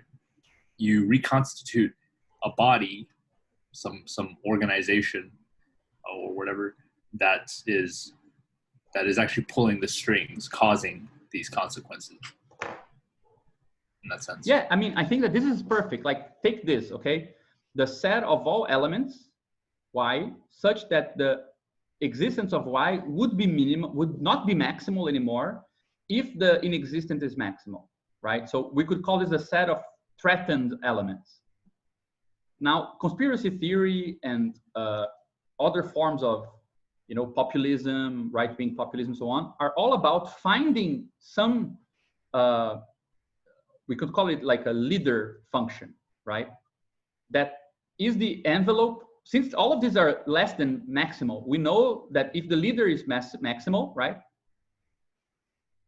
then Y is smaller than L, and Y line is also smaller than L, which means that Y and Y line are compatible, which means I have an envelope for them. So there is a leader that actually unifies all the elements that feel threatened by the inexistent. This would qualify a definition of body. This is a real synthesis of these elements. And these elements are actually defined on the point, like they are defined on this, right? The stuff that without an event will remain maximal.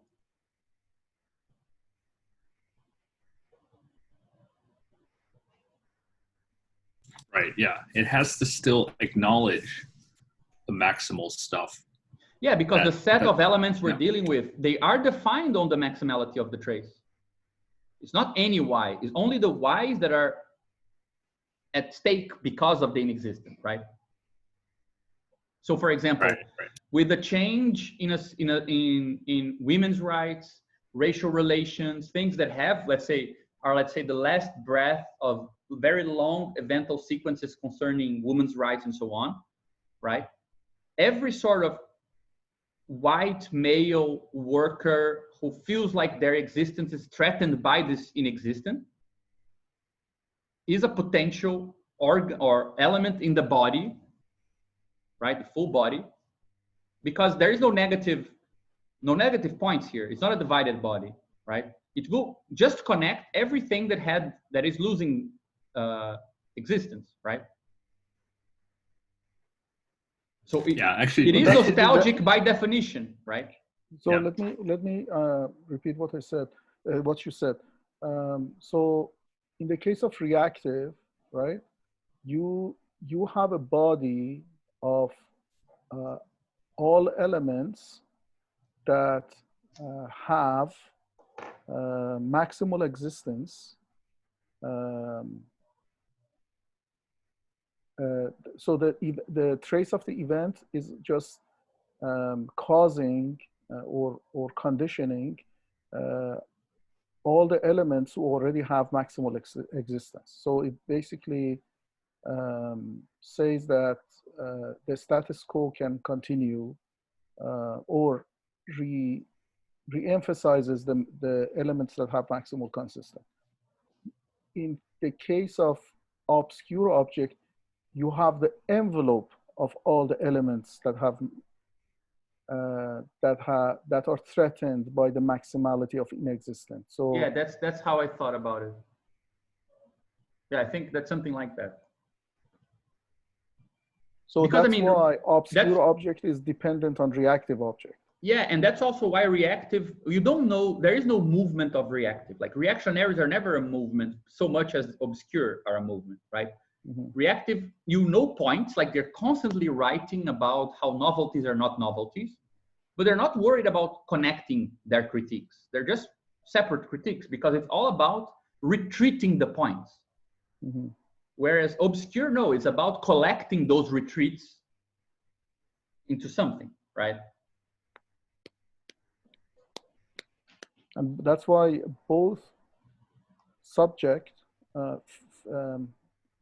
faithful subject and obscure subject, in their formula, there is a sort of envelope.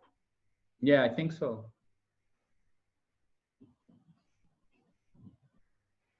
That's also why the reactive is unstable, right? It's a passage in Badiou's formula between the faithful and the obscure, right? There you have the faithful, the reactive, and the obscure here, right? Like this. Because this retreats the points, but there is no envelope. And here you have the envelope of the retreated points in a certain sense, right? I don't think it's perfect, but kind of like that. And you have an envelope in the case of faithful as well. Yeah.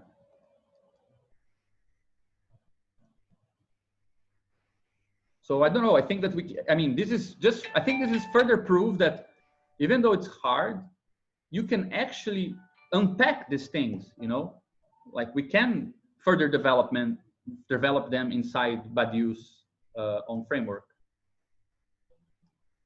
Just to end, the only thing I was going to suggest is that perhaps a very basic definition of experience we could like think about at some point is, imagine you have a certain transcendental, right? You have a certain world.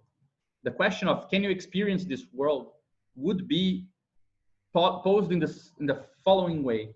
Imagine that you're trying to find a certain mapping between this transcendental and the transcendental of what we would call like experience, where this is always the maximum is presence and the minimal is absence.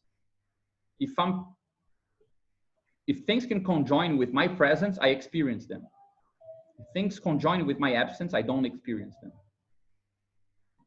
Right? So if you send something here to maximum, it means I'm present. If you send it to the minimal, it means I'm not, but you can still have some added structure here, right? Which allows you to actually, let's say, define regions. So for example, the way that we could talk about this is, imagine a transcendental that has, you know, a certain part of the lattice concerns, I don't know.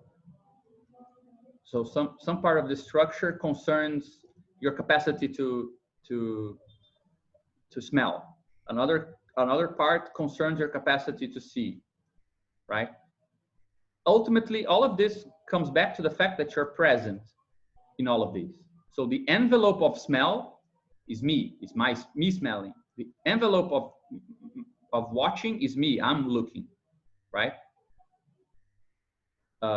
Yeah, this is nice. It's good. And, right, and you can imagine you have a world here, and well, some worlds are mappable like this and respect this inner structure, right? They can be extended to localize you in the world.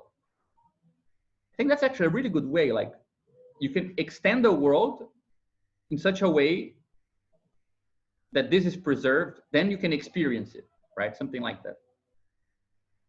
But sometimes this doesn't match. For example, why is there no experience of mathematical reality?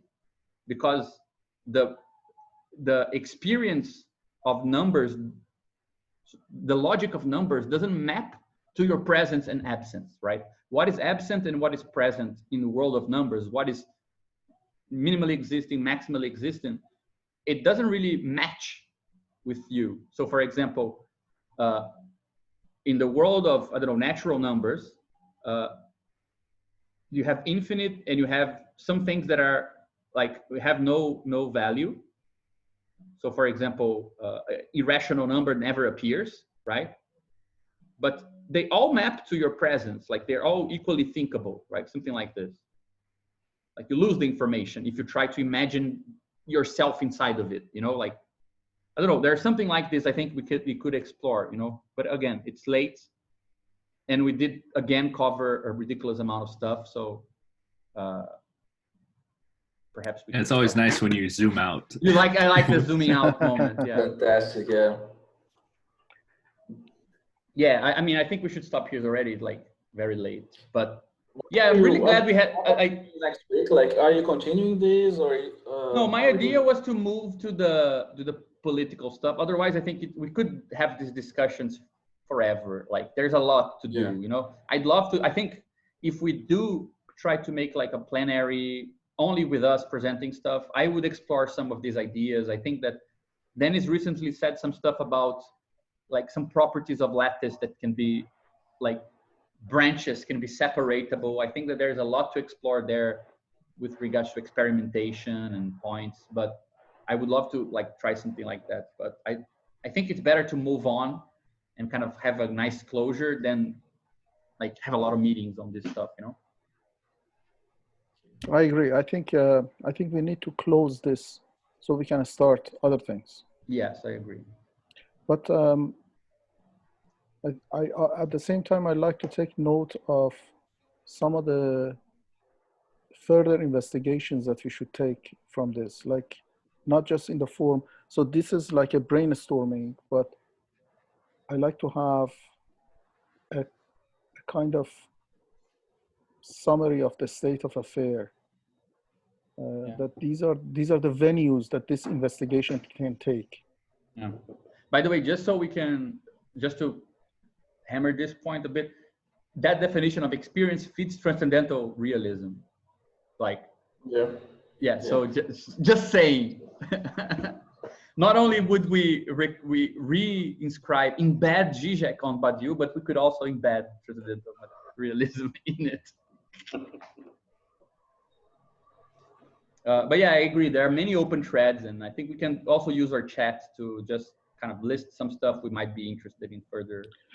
Because I think I personally, not so much because Zizek matters to me, but because I think the debate between Badiou and Hegel is very, very important to me. I mean, I have so much anxiety about their relation and where Badiou stands in terms of Hegel's heritage. Like I like to think that he's extending him. That is how I argue it. I see him in complete fidelity to him, but that is something that I like to be able to show, or otherwise. But this is the way that I think right now. I have a real anxiety about their relation. Yeah, I feel your pain because as a card-carrying Hegelian, I really wish I could preserve Hegel without losing anything. But I do think that what Badiou says about, you know, when novelties come, some things are destroyed. There are some stuff. I think the whole debate is what would you be willing to lose from Hegel? That's the and well, I know where I stand now on this. Like I'm happy with my solution for this. But the way that I discussed back then, I said Hegel is the regionalization. I mean, he's regionalizing Hegel. But in that statement, I didn't say that he is destroying anything as a result of this regionalization. Yeah, but he's destroying the one because you cannot regionalize and be the one. Correct. That is true.